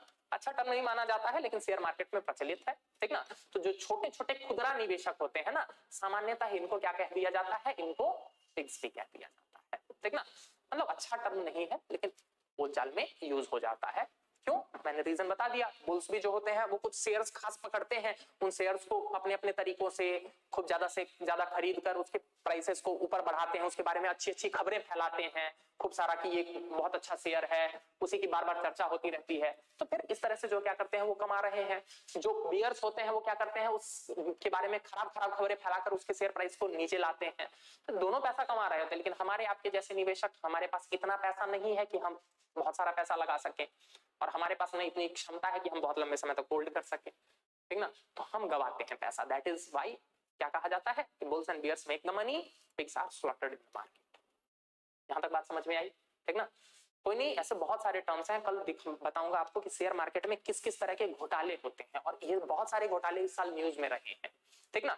तो उनके बारे में देखना है कल। मैं आपको ये भी बताऊंगा कि शॉर्ट सेलिंग क्या होती है। अडानी हिंडनबर्ग के केस में वो टर्म भी आपको समझाऊंगा, शॉर्ट सेलिंग। कल की क्लास बहुत इंपॉर्टेंट है, मिस बिल्कुल नहीं कीजिएगा। कल हो सकता है हम लोग जो है वो मेटावर्स और एनएफटी वगैरह भी पढ़ने के लिए पहुंच जाए। क्या है metaverse, NFT, non fungible token क्या है, तो वो सारी चीजें कल समझाऊंगा। तो आज की क्लास को हम लोग यहीं तक रोकते हैं, बाकी कल मिलेंगे। तब तक के लिए आपका बहुत बहुत धन्यवाद।